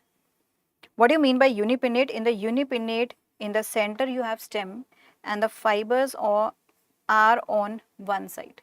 This is for first and second, and we say it is unipinnate. The pinnate word means feather. ठीक है, पंख होता है, जैसे पंख होता है ना चिड़िया का पंख, तो उसी को हम कहते हैं feather, pinnate. उसके लिए word use करते हैं pinnate. If I just divide the feather into half, so for that we use the word as unipinnate. So it is a half feather, and for this we use the term as unipinnate. First and second unipinnate. And if I focus on third and fourth, what do you see? Direction of fibers is like this, with the stem in the center over here. So what it is actually resembling like a complete feather. A stem in the center, fibers on both sides. So it is resembling as a complete feather. So when I say complete feather, what do I mean over here? In the center, the stem is there, fibers on this side, fibers on the other side also. It is a complete feather-like structure. Third and fourth lumbricals, they are having this kind of structure. And for this, we use the word bipinnate. Very correct. It is the bipinnate. So now we have understood the meaning over here, and we have understood first and second unipinnate, third and fourth bipinnate. Right. Now when I come back to, again come over here, what is, the same thing is written over here. The first and second median nerve, unipinnate, third and fourth supplied by ulnar nerve, bipinnate. Now one more thing over here. What is that one more thing? One more thing over here is this. What is it? Flexor digitorum profundus. Tendon. This is the tendon which is present over here. The four tendons which are shown over here, these four tendons which are shown over here, these are actually the tendons of flexor digitorum profundus. And to this tendon, we say, to this tendon, the muscle is actually attached on one side to the tendon of flexor digitorum profundus. This is an important characteristic of the lumbricals, that the lumbricals, they are attached to a tendon of a muscle, and that tendon is what? That tendon is flexor digitorum profundus. So whenever you will see this image of lumbricals, always you will observe this tendon of flexor digitorum profundus. So the same thing I have mentioned over here, that all lumbricals are attached to the tendon of FTP. One more thing for lumbrical is, what is the action done by lumbricals? What action is done by? So when I say what is the action which is done by lumbrical, a very easy way to remember it is L. L for lumbrical. You know this, है ना, right? L is for lumbrical, and you make L by your hand. If you make L by your hand like this, you are making L. Okay, when you are dancing like this, you make this L, na? When you are dancing. So we say this is what you are making L by your hand. And when you make this L by your hand, at this MCP joint, the metacarpophalangeal joint, you are having what? You are having flexion. And at both interphalangeal joints, you are having what? You are having extension. So this is a movement which is done by lumbricals. You make L by your hand, and by this you remember that what is the action done? Flexion at metacarpophalangeal joint and extension at both proximal and the distal phalangeal joint, interphalangeal joint.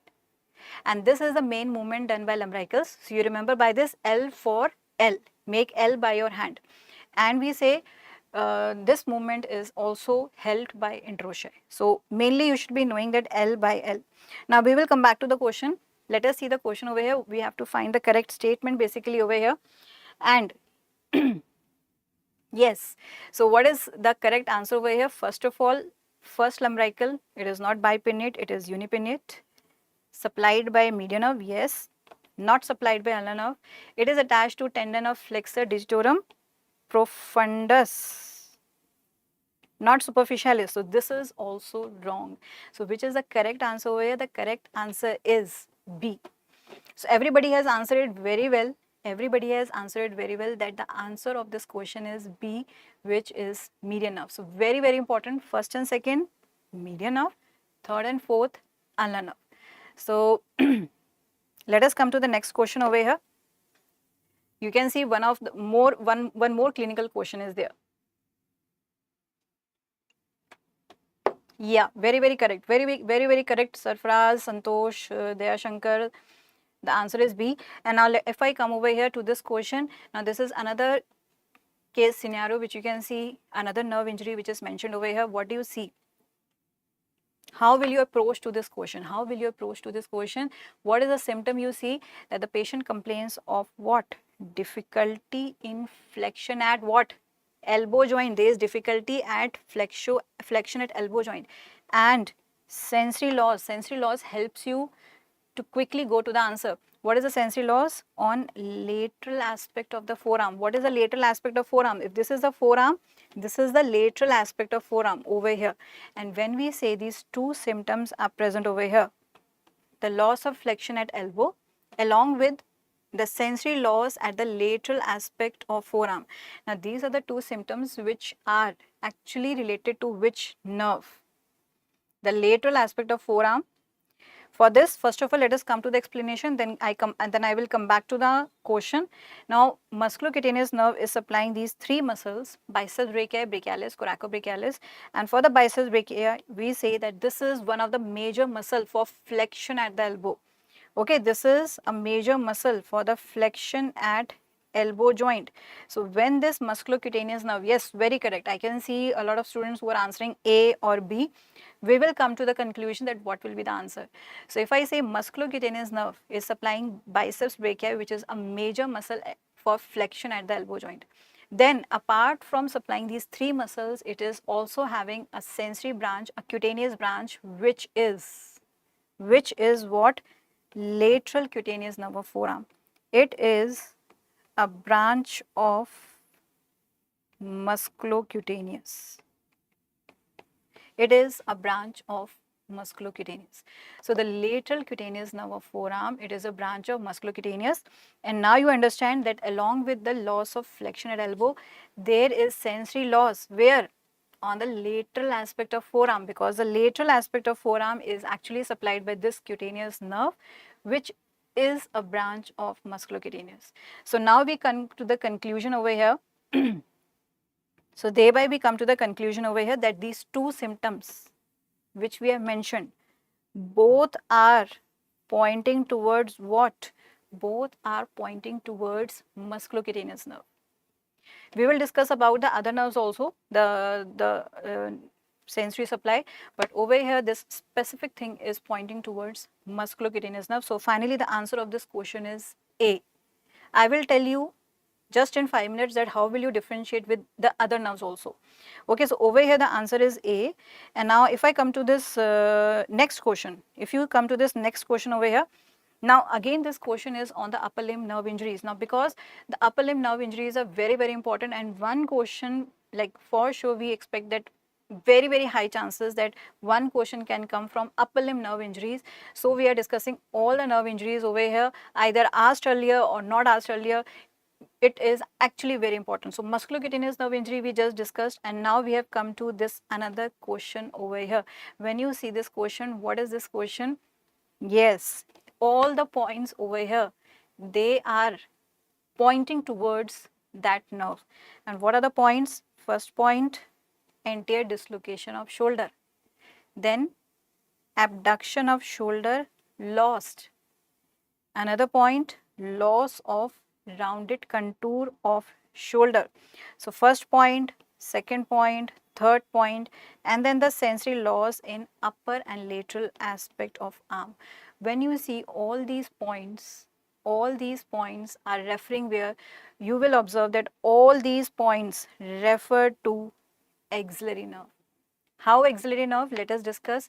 When I say anterior dislocation, the dislocation at shoulder joint or the fracture at surgical neck of humerus, the surgical neck of humerus, then you say that this is related with axillary nerve injury, right? It is related with axillary nerve injury. And when the axillary nerve injury occurs, so what is going to happen over here?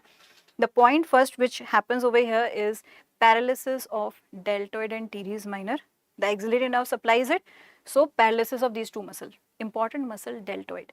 Then due to the deltoid, loss of abduction at shoulder joint. There is loss of abduction at shoulder joint. And due to the deltoid muscle which is affected, loss of rounded contour. Rounded contour means the round shape of the shoulder is affected. Because the shoulder is formed over here by what muscle? This big muscle which is present over here is deltoid. Then apart from all these symptoms, you can see one more thing, sensory loss. And when I say sensory loss, it is due to the involvement of upper lateral cutaneous nerve of arm, which is actually a branch of axillary nerve. So because it is a branch of axillary nerve, so we say that you see sensory loss over here. What is this area? Upper and lateral aspect of arm.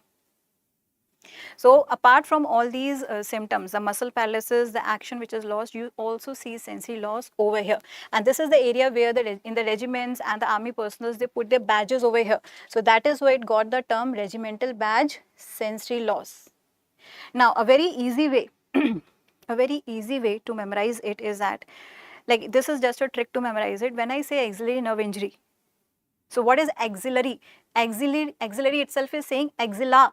It is in the axilla, right? So axilla, in the axilla you are having the axillary nerve.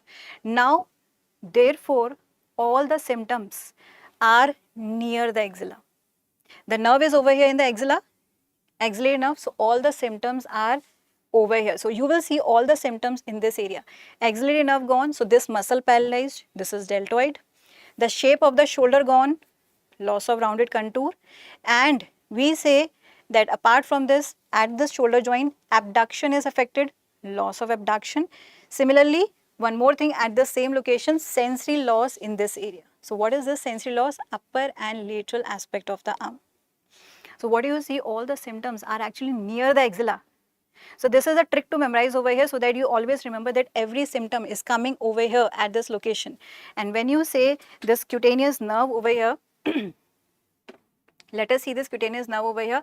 So over here you can see we have mentioned this upper lateral cutaneous nerve of arm, which is a branch of axillary.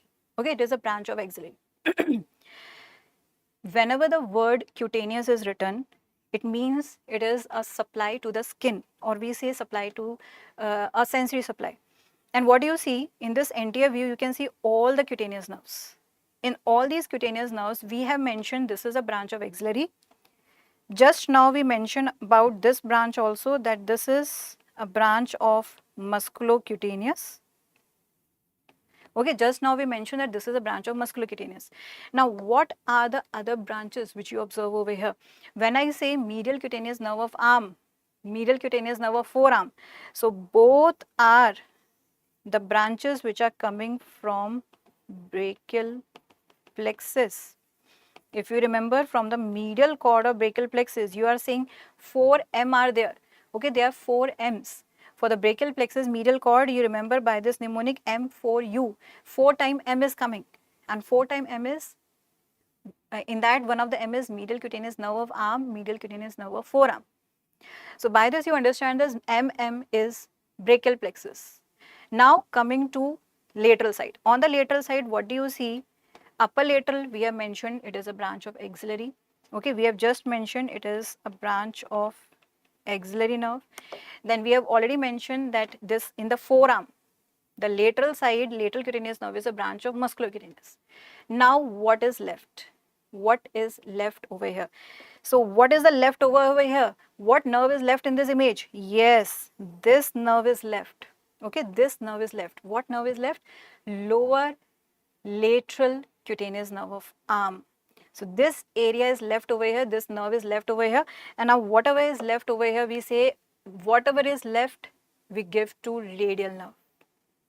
So we say that this lower lateral cutaneous nerve of arm, this is a branch of radial nerve, and apart from this, what other thing is left? Posterior side is left. You can see this is the anterior view. What about the posterior view?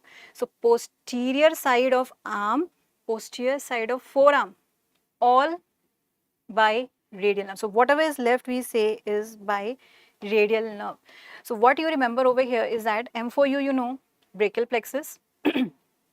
What point you remember? This upper lateral cutaneous nerve by axillary, this lateral cutaneous nerve of forearm by musculocutaneous.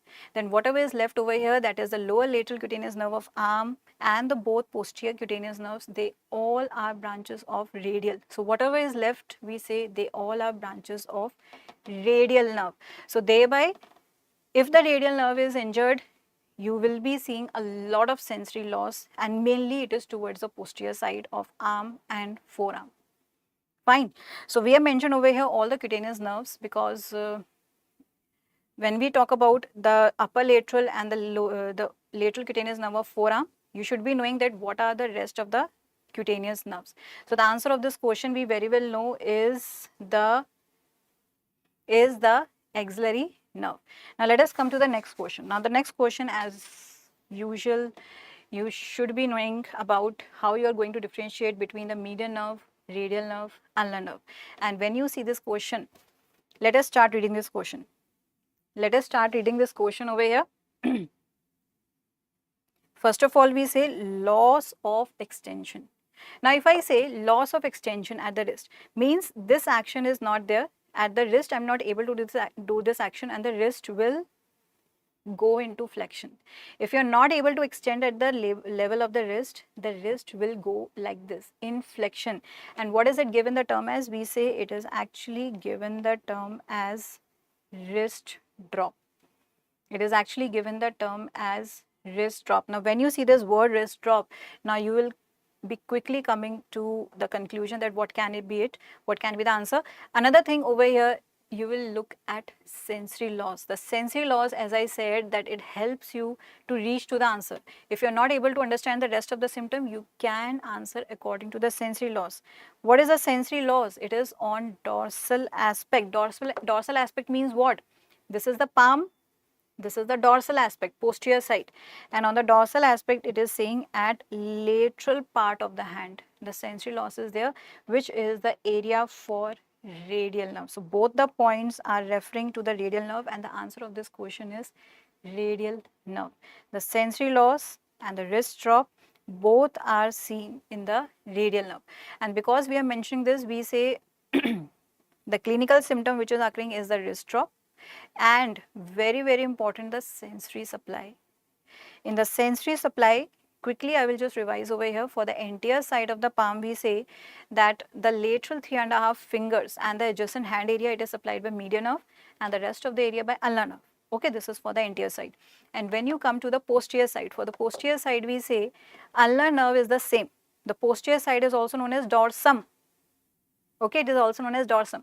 Ulnar nerve distribution is the same, but for the median nerve, it is on lateral 3.5 fingers, but only the nail beds, where the nails are present, only the nail beds. And now the rest of the area by radial nerve. So now when you see this, let me define for radial nerve. Let me define. Radial nerve is supplying which area? On the dorsum of hand. Okay, on the dorsum of hand. Which area? Lateral side or medial side? Yes, it is the lateral part of this area. So on the dorsum of the hand, the lateral part is supplied by radial nerve, and the same thing is mentioned over here. The same thing is mentioned over here, and thereby we say that the answer of this question is radial nerve. And if the sensory loss is written something different, that will take you to the answer that either it is the ulnar nerve or it is the median nerve. And for the ulnar nerve, we say a very important deformity is this one, which is what? Partial claw hand. It is a partial or the ulnar claw hand, in which we say that these two fingers, they go into clawing. These are the medial two fingers. Medial two fingers means the little finger and the ring finger, they go into clawing. These two fingers go into clawing, and when you differentiate it with the median nerve, you are having all these three deformities. In the three deformities, the benediction deformity, in which when you ask the patient to make a fist, these two fingers are unable to flex. So we say this is the index finger and this is the central finger which is unable to flex when you ask the patient to make a fist. Another deformity is the ape thumb deformity, in which we say the thumb is adducted. It looks like as if the thumb is sticking to the palm. The thumb is adducted. And the third deformity is the pointing index, in which you can see that when you ask the patient to clasp the hands, the index finger is unable to flex, and when it is unable to flex, it looks like as if you are pointing towards someone. So all these deformities in all these nerves according to the sensory laws, whatever sensory laws we have mentioned, according to that, right? So we have discussed about the other nerves also and their sensory laws, also the sensory areas also. Now let us come to the next question over here. Now when you come to this question, the laborer's nerve is median nerve, musician nerve is ulnar nerve, pen test is for, yes, it is for median nerve. And when we say book format test, paper test, card test, Agawa test, it is for ulnar nerve. You can see we have reached the question number 21, so that means only 5 questions are left over here, and we will be quickly trying to finish it so that you can utilize the rest of the time in doing all the revision. So now when you come to this question over here, now very interesting question, because over here it is actually mentioning what? Vertebral level. Very important, vertebral level. If you see the recent papers, in every paper the vertebral level is coming. In the January exam, the latest 2 questions came on vertebral level. So that makes the vertebral level question very important and one of the expected question for us, and we should be prepared for all the vertebral levels. When you see this image, I will just focus over here. What is this image? Yes, you can see this is what? This is the aorta, and this is what? This is the inferior vena cava.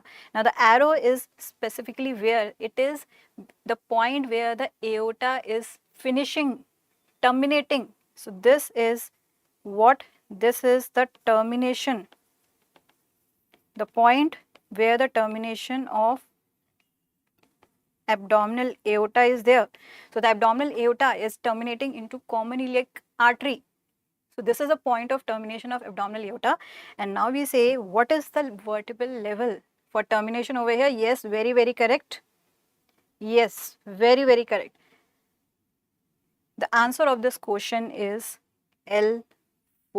So the termination of the abdominal aorta is at the level of L4. It is at the level of L4. And now many of the students have requested me कि ma'am please can you list all the vertebral levels together. बहुत सारी request है कि ma'am please vertebral levels को एक साथ list करके अगर आप हमें दे सको तो. So for all of you, on the special request by a lot of students, I have made a list for you that which are the very important vertebral levels. And let us start over here. I am starting from the cervical. Okay, we will be going starting from cervical and then we will be going to lumbar. So starting from above, let us see all the vertebral levels over here. When I say junction of C3, C4, neck area. Now the junction of C3, C4 is a level which corresponds to what? Upper border of thyroid cartilage, and at the same location the common carotid artery bifurcates, or bifurcation occurs into external and internal. So at the same point these two events are occurring. And now when you talk about another vertebral level in the neck, that is C6, a lot of things are happening over here, and all these things I have grouped over here together. So you understand that a lot of events are occurring at C6, and that is why we say in the head and neck, in the neck area, you are having two vertebral levels which are very important. One is this junction of C3, C4, another is C6. C6 corresponds to lower border of cricoid cartilage. At the same vertebra, carotid tubercle and the Kazanec tubercle, we say that you are able to palpate common carotid artery at the level of C6, and that C6 portion or the tubercle is given the term as carotid tubercle or Kaesenite. And at the same C6 level, pharynx and larynx, they end, they finish, and the esophagus and trachea, they begin. So these all events are occurring at the C6 level.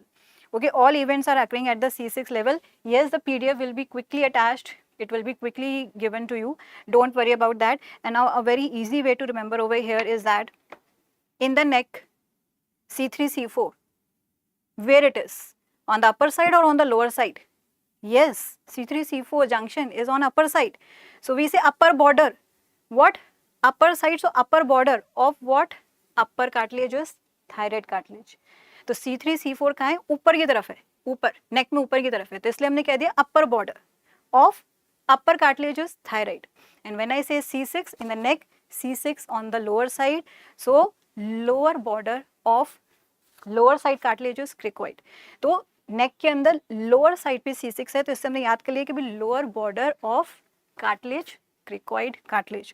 So these two landmarks are very, very important over here. Now let us come to these thoracic levels. Now when you say thoracic levels, first of all we will focus on this T2, T3, T4, T7, and you very well know 2, 3, 7. 2, 3, 7 is for scapula. 2 is for superior angle of scapula, 3 is for spine of scapula, 7 is for inferior angle of scapula. If for the inferior angle of scapula T7 is not given, then you can go for T8, right? Now apart from this, T4 is a very, very important point where the sternal angle of Lewis is present, and we specifically say it is lower border of T4. It is a lower border of T4. And because the low border of T4, the second best answer over here is junction of T4, T5. ठीक है, lower border of T4 है, मतलब T4 के lower side पे है, इसलिए second best answer हो जाता है T4 और T5 के बीच वाला. So we say over here for the sternal angle of Lewis, very, very important T4. So these are all upper thoracic segments, the upper thoracic like vertebral levels. Now we come to lower thoracic vertebral levels. And if you see, we have just mentioned this one, VOA 8, 10, 12, same thing, VOA 8, 10, 12. So in the thorax region, we are having all these important vertebral levels. Now come to the abdomen. Now we will be coming to the abdomen. Now for the abdomen, first of all, now you are seeing we are going now below T12. Junction of T12 and L1, which artery taking origin? Celiac trunk. Celiac trunk. Right. And now let us come to L1. You can see a lot of events are occurring at L1. So L1, at the level of L1, first thing is that, first thing, wait. What is the first thing? What do you expect? You expect landmarks of abdomen and spinal cord. Over here, spinal cord ending. So either we will talk about abdomen or we will talk about neural structures. We are not going to talk about thoracic structures or head and neck structures. No. Head and neck structures over here, thoracic structures in thoracic segment, and when I come towards the lumbar, you will expect abdomen structures. So because we expect abdomen structures, L1 is superior mesenteric artery origin. L1 is also for transpyloric plane. This is another plane, not asked till now, but it is another important plane in the abdomen, transpyloric plane. Another important, very important point, termination of spinal cord in adults. It is a termination of the spinal cord in adults. One more important thing, portal vein formation. Portal vein formation. All these events are occurring at the level of L1. Now when you come to L3, L3 we say in the newborns or in the infants, it is the point where the spinal cord is terminating. Another is a plane. Which plane? Subcostal plane. When you talk about all the quadrants over here in the abdomen, so we say upper plane is subcostal, lower plane is transtubercular. So the subcostal plane is L3. And at the L3 level, one artery is also taking origin, IMA, which is inferior mesenteric artery origin. So you can see when you talk about the lumbar vertebral levels, you are expecting either the abdomen structures or we are talking about the neural things. Now let us come to the next level, L4. So at the L4, umbilicus, first thing is umbilicus is present at the level of L4. So just below the subcostal plane, you have umbilicus, L4. At the same level, abdominal aorta termination. One more thing, highest point of iliac crest. Highest point of iliac crest over here. When you are keeping your hand over here, this is the highest point of iliac crest, L4 level. This is the L4 level, all the points over here. And when I come to L5, what is over here? Transtubercular plane. And one more thing, inferior vena cava formation occurs at this point. So one thing over here we have discussed about neural element, that spinal cord where it is ending. Second thing, we are talking about the arteries origin, abdominal aorta termination. Third thing, venous structures, portal vein formation and IVC formation. And also fourth, planes, transpyloric, subcostal, transtubercular. So all these are vertebral levels. And lastly, if I come to S2, in the S2 we say subarachnoid space, it ends at this level.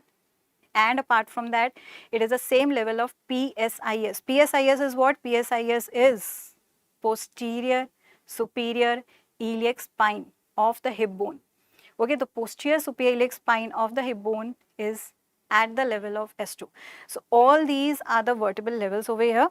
All these are vertebral levels over here. And over here, one more thing I will just mention over here, and that is what? When you say spinal cord ending, so I will just come over here. Yes, this one.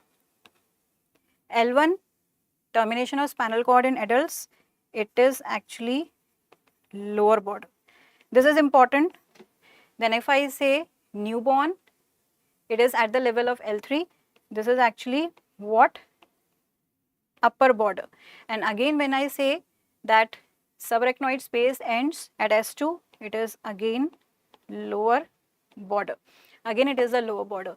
And like a very easy way, easy trick to remember over here is that whenever you are talking about neural structures, spinal cord or subarachnoid space, all are ending at lower border. And when I come to newborn, I said upper border. तो newborns जो होते हैं ना, बच्चे होते हैं, तो बच्चे क्या करते हैं? उछलते रहते हैं ऊपर की तरफ, भागते रहते हैं, उछलते रहते हैं. तो इसलिए हमने कहते हैं जितने भी न्यूबॉर्न है उसके लिए हमने कर दिया upper border. The newborns and the infants, they are jumping here and there. So for them we say upper border, and the rest are having low border. So specifically when you are talking about kids, newborns, infants, over there upper border. Okay, this is just a trick to memorize over here, and thereby we know the answer over here is L4. And now बिल्कुल सही, upper in child, low in adult. बच्चे dance करते रहते हैं. Very good. Okay, now let us quickly come to the next question over here. I think I have marked it 21. It is 22 question. This is a 22nd question. The section which is of utmost important to you, very, very important. Like it is a section which you expect every time, and that is sagittal section of brain and transverse section of brain.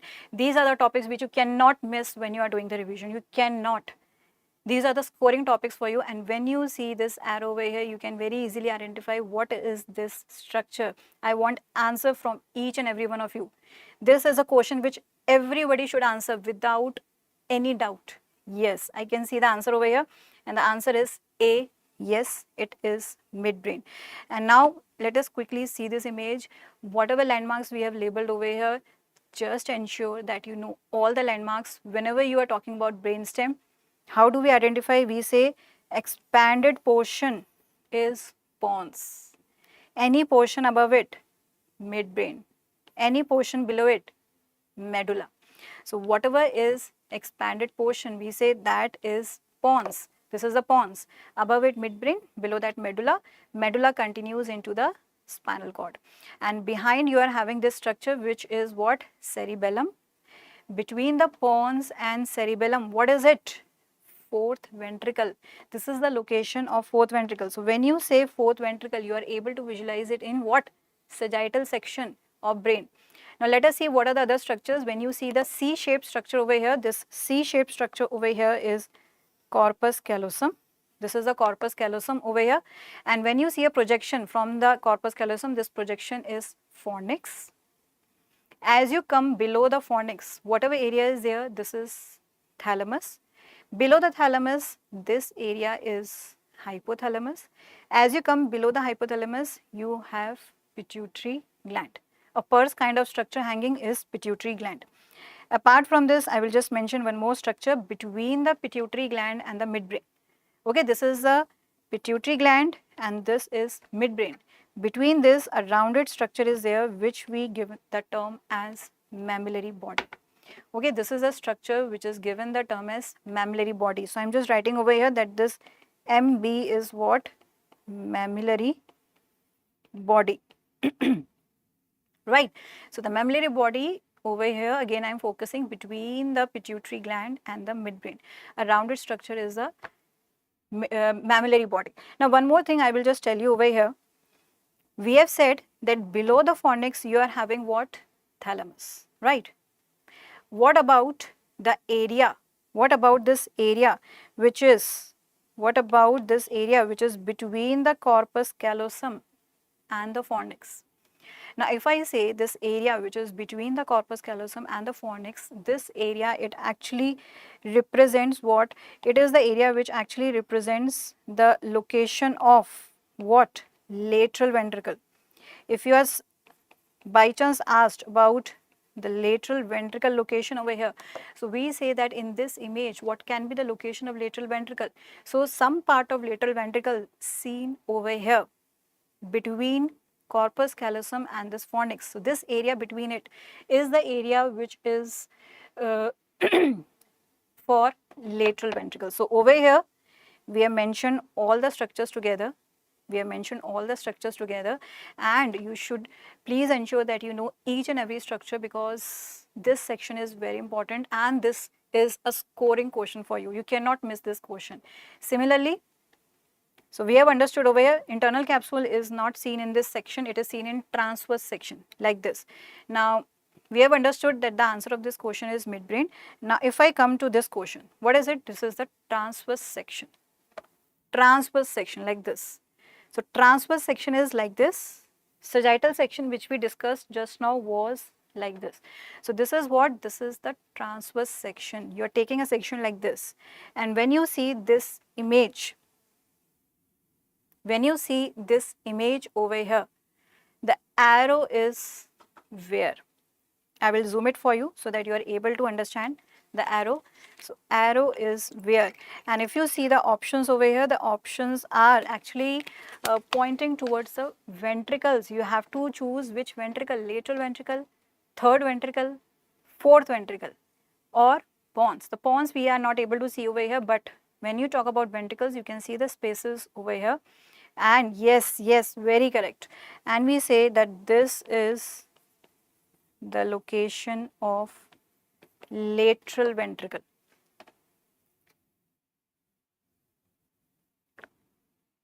Yes, very correct.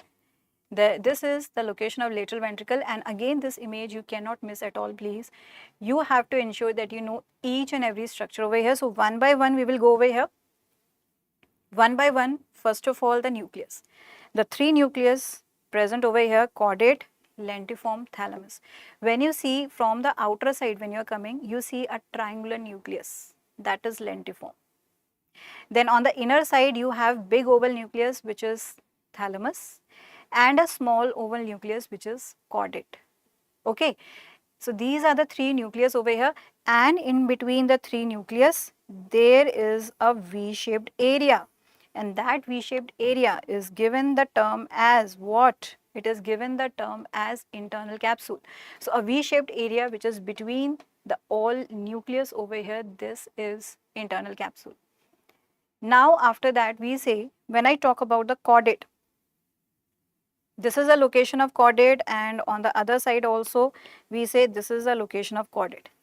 And now the ventricle which is just adjacent to the caudate nucleus, this is what? This is lateral ventricle. A triangular area which you see over here near the caudate, it is lateral ventricle. Then again I will just come to this image. We say this is the location of thalamus, this is also thalamus, this is thalamus, and this is also thalamus. Now between the two thalamus, in the midline, if you see any space, I will just delete it over here and again show you. This is what? This is thalamus, this is thalamus, and now between the two thalamus, whatever space you see in the midline, This area which is in the midline, it is what? It is the location of third ventricle. So whenever we are saying third ventricle, we say it is between the diencephalon or specifically between the two thalamus. So this is the location of third ventricle. So these are the location of the lateral ventricle and the third ventricle. Apart from this, if you see any section in which again it is having, if you see any section in which again it is having a small triangular area over here, like this also. So whatever triangular areas you see now, these are actually what? These are lateral ventricle. So this is also what? Lateral ventricle. This is also a small part of lateral ventricle which you can see over here. So for the lateral ventricle, a very easy way to memorize is that it is having a triangular section. Now apart from all these, towards the posterior side, area which is present over here, this area is straight sinus, and towards the posterior side we say a triangular area which is present over here is the superior sagittal sinus. So these are the structures which are present over here in this transverse section. And whenever we are talking about this transverse section, we have understood these all area. One more thing is over here, when you come towards this side, we say there is a sulcus which is from lateral side, and whatever sulcus is this, we name it as lateral sulcus. Whatever sulcus is on lateral side which is very prominent, it is a lateral sulcus. And any area of the cerebrum which is around the lateral sulcus, it is given the term as insula. So this area is given the term as insula. It is given the term as insula. So these are the other structures which you should be knowing over here. Lateral sulcus is a prominent sulcus from lateral side, and whatever area of cerebrum is around it, it is given the term as insula. So all these landmarks you should be perfectly knowing over here. Okay, so all these landmarks from the transverse section of the brain, very, very important. And one more thing over here, whenever we are talking about the three nucleus, lentiform nucleus, caudate, thalamus. Now for the lentiform nucleus, specifically we say it is formed by two components. What are the two components? Putamen and globus pallidus. These are the two components. The globus pallidus is towards inner side. As you can see in this image, this is the lateral side of image and that is medial side. Okay, this is the lateral and this is the medial side. So when you see globus pallidus, the globus pallidus is towards the inner side, and towards the outer side you are having what? You are having the putamen. So these two parts you should be perfectly knowing, that what is the location of globus pallidus and what is the location of putamen. Putamen is on the outer side, and as you come further outer to it, let us focus over here, further outer to it, this is a putamen. Then this orange colored area is external capsule. As you come more outer, this irregular red colored area is claustrum. Okay, this is the claustrum. So these are the other structures which you should be knowing over here in this image. Internal capsule, we have already mentioned this green colored area, a V-shaped structure between the three nucleus, and over here we have mentioned the other components also. So all these landmarks you should be knowing well. Whenever you are identifying this image, you should be knowing it very well. So the answer of this question is lateral ventricle. Now let us come to this question over here. It looks like a very big question, but actually if you know that how to approach this question, it is a very easy question. Now let us read this question first of all. A 40-year-old obese man complains of nausea, vomiting, hoarseness of voice for 15 days, difficulty in walking on right side, inability to feel pain, hot, cold sensations from limb and trunk. Oh my God, so many symptoms, so many symptoms. It looks like a very something different question. On examination, ischemia is observed in the aeromarked artery.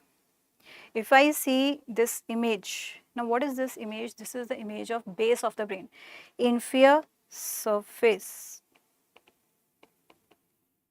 This is the inferior surface of brain, and on the inferior surface of brain we say the all arterial supply which is there is towards the inferior surface of the brain. And when you see this arrow marked artery, whenever we say arrow marked artery, let us see the image carefully. When I say arrow marked artery, now when you see this image, you can now understand which artery it can be. Which artery it can be. If you see, I will just help you to reach to the answer. This is what? This is vertebral artery. The vertebral artery united to form what? This is basilar artery. And then in front of it, what do you see? There is a circle of Willis which is being formed, and over here this is the location of internal carotid artery. Now it will become easier for you to understand this. If I say vertebral artery over here, so the vertebral artery on the lateral side gives a branch which is what? Pica, posterior inferior cerebellar artery. So let us see this image again over here. When you see this image, so this artery over here, this main artery which is like two arteries combining over here, this is what this is. This one is vertebral. It combines to form one artery which is basilar. So at this level, this one. So I will focus the lower side first of all. So this is the vertebral coming from both the side, unites to form basilar. This is basilar. And when you focus on vertebral, in the vertebral, what do you see? Towards the lateral side, this branch which is going on the lateral side is what? It is posterior inferior cerebellar artery, which we say pica. And when you see towards the midline over here, the artery which is coming like this is what? It is a branch of vertebral, and it is anterior spinal artery. It is the anterior spinal artery. So we have focused over here towards the lower side of image. When I go towards the upper side of image, this is the location of circle of Willis, and this is the artery which is internal carotid artery. This is the same image which you see like this. This is the same image which you see like this. And when you see this image, you very well know that this is the vertebral artery. And in the vertebral artery, you say the lateral branch which is coming is pica, posterior inferior cerebellar. And the artery which is towards the midline, you say this is the anterior spinal artery. And you are able to identify all the structures in this image. But the same image, when it is shown that exactly where it is present, then we get this image. So the same image is put in the brain, that how it is present. So in the brain it is present like this, and now if I just zoom it again, you will see the same structure is there, that two vertebral artery, they combine to form this basilar. And then over here again I am showing this is a circle of Willis which is formed, and over here this is the location of internal carotid artery. So this is the same thing. And now you know that what can be the answer over here. Yes, very well. Whenever I am saying, if I come to the options over here, when you see the options, you can rule out according to the option. How you can rule out according to the option? Already the question says that there is a ischemia in the artery. There is a ischemia in an artery. So means artery occlusion is there. Either it is a medial medullary syndrome or it is a lateral medullary syndrome. So you have to basically choose between these two. It cannot be brown sequoid. The brown sequoid is basically the for that we say hemisection of the spinal cord. In that they will be focusing on the spinal cord. And for the Weber syndrome, it is also having different symptoms. So let us see how you have to differentiate. First of all, when you say Wallenberg syndrome, it is a lateral medullary syndrome which is due to the occlusion of pica, and this is a syndrome which is having multiple symptoms. जैसे आप कोई question देखो जिसमें symptom भरे पड़े, मतलब आपको समझ ही नहीं आ रहा है ये सिम्टम आ कहाँ से गए, क्या सिम्टम है, तो पहली चीज़ आपके दिमाग में आनी चाहिए कि वॉलेनबर्ग तो नहीं है. So when you see the question and you see multiple symptoms, so first thing which should come in your mind is that you have to think about Wallenberg. Multiple symptoms, multiple system involved, nausea, vomiting, vertigo, giddiness, dizziness is also there, ataxia. Ataxia is inability to walk because of loss of equilibrium of the body. Difficulty in speech, he is not able to speak, he is not able to eat, swallow, taste sensation lost, pain and temperature lost on the face as well as on the body. So like multiple symptom, and along with the multiple symptom you have contralateral loss of pain and temperature of the body. And when you say ataxia, ataxia is not hemiplegia. It is not hemiplegia. Hemiplegia means paralysis of muscles. Ataxia means equilibrium is lost.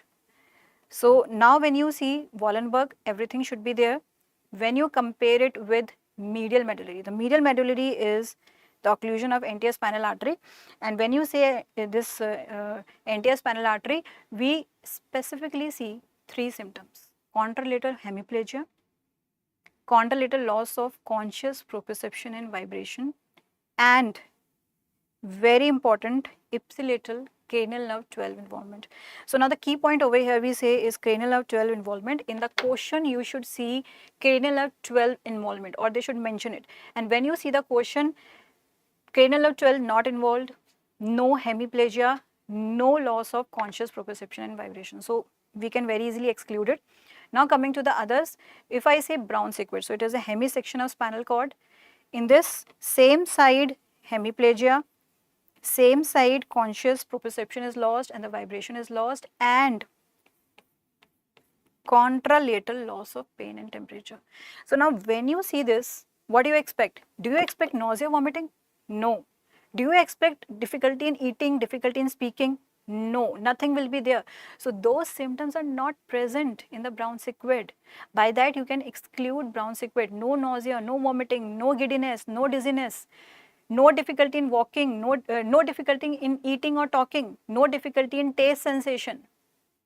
But these three specific symptoms will be there. According to that, you say that it will be Brown sequence. And when you see Weber's, over here we say specific involvement of cranial nerve 3 will be mentioned along with hemiplegia. So cranial nerve 3 involvement. So by these symptoms, whenever you see all these symptoms, now you can easily compare all the four. And now if I come back to the question over here, you can say that these specific symptoms are for pica occlusion, which is Wallenberg syndrome. So the answer of this question is Wallenberg syndrome. Right, this is the answer of this question. Now let us come to the next question over here, which is, yes. Now in this question, basically this is a question on the arteries, and when you see this question, you should be able to identify these arteries. Very important arteries over here. When you see any artery in the neck, you know it is common carotid. When you see any artery running obliquely in the face, what is this artery? Yes, it is the facial artery. And when you see any artery going like this, so any artery which is taking a turn and going on the lateral side like this is subclavian artery. Over here, when we are talking about all these arteries, I will just label A, B, C. A over here, this one is facial artery. B is common carotid artery. And when you see C, it is subclavian artery. Okay, this is a subclavian artery. So we have labeled over here all the arteries over here. The common carotid is in this lower portion, and above it divides into external and internal. This is a subclavian artery over here. So we have understood these all three arteries. And when I talk about these three arteries over here, let us quickly go back to the question. Let us see the question and try to answer it. A means facial. It gives a branch middle meningeal artery. No. The middle meningeal artery is actually a branch of maxillary artery. The middle meningeal artery is actually a branch of maxillary artery. So this option is not correct.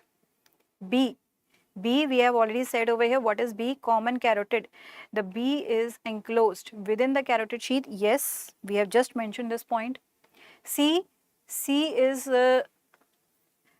okay, so B is common carotid, which is enclosed within the carotid sheath. Actually, yes, over here C, it is the subclavian artery which continues as axillary artery. This is also correct. And when you talk about B, another again, B is what? B is common carotid. Common carotid gives a branch superior thyroid. No, it is not giving the superior thyroid. The superior thyroid is a branch which arises from external carotid artery. So thereby we say that this option is also wrong. So over here basically two answers are correct, that is B and C. Over here B and C is correct. Actually I made a correction in this question, but by chance I skipped this slide. By chance I skipped this slide, and this was the question which was there. So the B option, actually I made this, that B is outside the carotid sheath, and due to that we said the answer becomes C, because common carotid is not outside the carotid sheath, it is inside the carotid sheath. So Now you know that how you have to approach for the question and what will be the answer. Over here, if I say that this is the option which I actually corrected later on, but I missed that slide, so the answer over here is C. Okay, the answer over here is C. And now when we are talking about all these branches over here, so I will just quickly discuss. When you say common carotid, in the lower part of neck, this is common carotid. This is external carotid. In front of the ear, it divides into maxillary, and this is superficial temporal. So when you say in front of ear, it divides into two. Horizontally running is maxillary, above to the temporal region is the superficial temporal. So over here we say this is external carotid, this one is maxillary artery, and this one is superficial temporal. Now apart from this, this artery is superior thyroid artery which is going to the thyroid gland. Then we see a artery which is running obliquely in the face, which is facial artery. Another artery which goes directly to oral cavity, that is the lingual artery. And now when we say the arteries which are on the posterior side, so just on the posterior side in the occipital area, occipital artery, behind the ear you are having posterior auricular artery. So all these are the branches which you can see in this image, which you should be able to identify the branches of the external carotid. Then apart from this, we say one more branch is there, ascending pharyngeal, which arises near the origin of external carotid, or we say this is the superior thyroid artery. After the origin of superior thyroid artery, another artery arises which is ascending pharyngeal. It is going towards the pharynx. Okay, it is going towards the pharynx. So all these are the branches of external carotid, and thereby when we see this question, we are able to identify, you can identify all the branches of external carotid. And when you see this image, you know this is external carotid which is giving all the branches, and thereby we say another artery over here, this is the internal carotid. So in this image you can identify all the branches over here. Now quickly we will come to the last question over here. What is the last question? As you can see, we have put the very important topic, upcoming topic over here for the last question, and which is dermatome. Okay, so this is the last question over here for the dermatome. What is the dermatome of arrow marked region? Now when you say dermatome over here, we say this is the specific area of the skin which is supplied by a spinal nerve. And for that, how you are going to memorize? How you are going to memorize? Yes, try to answer it. Till now let us discuss over here how we memorize it. For the upper limb, we say C5 to T1 is dedicated for upper limb. You know the brachial plexus C5 to T1, so C5 to T1 is dedicated over here. And when you are memorizing C5 to T1 over here, we go from outer to inner side. Okay, we go from outer to inner side. So we say starting from here, lateral side of arm C5, then lateral side of forearm and the thumb is C6. So if you see over here at the thumb, you are having C6. Middle three fingers C7, and now the little finger is C8. So C8 is this area. Now from here T1, and when we say axilla, axilla is T2. So you are actually going from lateral to medial, outer to inner side. This is to remember the dermatomes of upper limb. So C5 to T1, you are going from outer to inner side. Now for the rest of the thoracic segments, we see the this whole area over here, the trunk region. You can see in T2 is present in the axilla, and the T2 is also going towards this chest region. So you are having the horizontal strips, simple numbering over here 2, 3, 4, 5, 6 till 12, till the 12. And when we talk about this landmark over here, umbilicus, so we say for the umbilicus, the dermatome is T10. It is a T10. The dermatome for umbilicus, the area around the umbilicus is supplied by T10 spinal nerve. So this is dermatome. When you talk about the dermatome of umbilicus, we say it is T10. It is a T10. Now the T12 is ending over here. The T12 is ending over here. So now we say the lumbar and the sacral areas are towards the lower limb. And when you talk about the lumbars, how do we remember over here? This is the anterior side of lower limb. This is the posterior side of lower limb. For the anteriors, we say lumbar. And for the posterior, we say sacral. For the lumbar, we say lumbar go down and the sacral come up. So on the anterior side, lumbars, going down, posterior side sacrals coming up. And when you see how the lumbar is going down on the anterior side, when you see the dermatomes over here, this is L1, this is L2, and at the level of knee, you are having L3. So it is a simple counting, 1, 2, 3. And now the specific point over here is in the leg. In the leg, we say this dermatome is L4, which is towards where? It is towards the medial aspect of the leg. So L4 is towards the medial aspect of leg. We basically remember this L4, that it is towards the medial aspect of leg, and if it is towards the medial aspect, then we automatically say that lateral side is L5. So in this area, you have to remember this specific thing. In the leg area, the medial side is L4 and therefore the lateral side is L5. Now when you come to the posterior side, you can see over here the S1 segment is there. The S1 dermatome is there, which is towards the foot over here and towards the heel. Then over here you can see S2. S2, for the S2 you can see this complete segment. The complete segment is S2, and when you come to the gluteal region, for the gluteal region you say S3, S4, S5. It is S3, S4, S5. So what do you see over here? The lumbars are going down and the sacrals, they are coming up. So S1, S2, S3, S4, S5. S3, S4, S5 is present specifically in gluteal region. It is specifically in the gluteal region. And now over here we have understood that the answer of this question will be what? The answer of this question is C8 according to the dermatomes of upper limb. And we will quickly, within 2 minutes, we will end the session over here. We will quickly go through these more other important points. This is a landmark pterion, deep to which you have the middle meningeal artery. This arrow is on pubic symphysis, which is a secondary cartilaginous joint. In the humerus, you should be knowing all these 3 landmarks which are related to these nerves. Surgical neck, axillary nerve, spiral groove or shaft to radial nerve. Behind medial epicondyle, you have ulnar nerve. Then this is the X-ray of foot superior view. You should be able to identify navicular and the cuboid very well. So this is the image showing the navicular cuboid. Then the congenital anomalies, anencephaly, we say it is due to the defect in the cranial or the anterior neuropore. Spina bifida due to the defect in caudal or the posterior neuropore.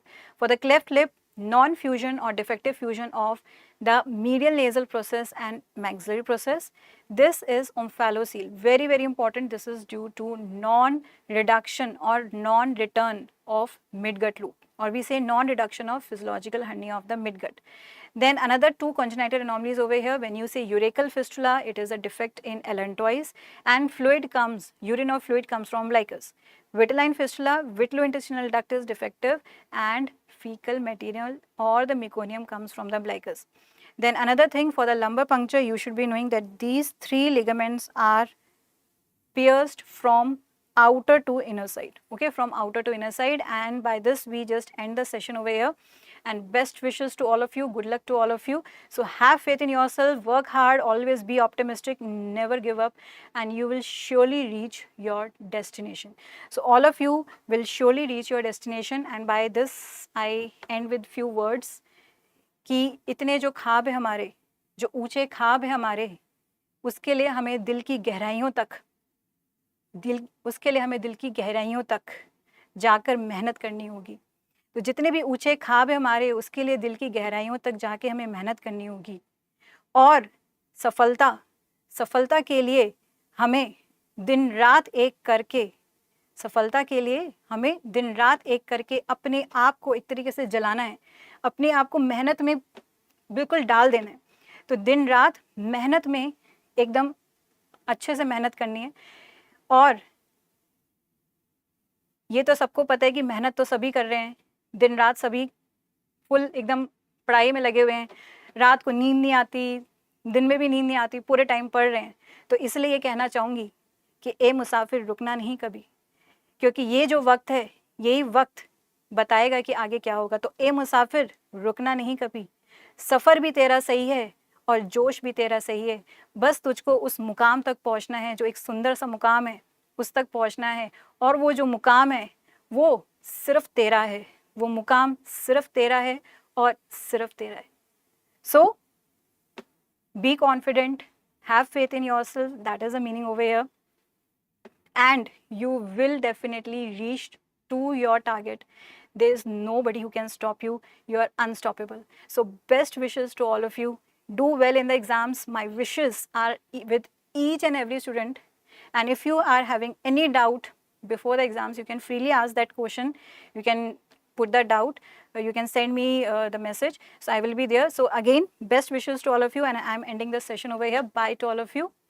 Again, best of luck.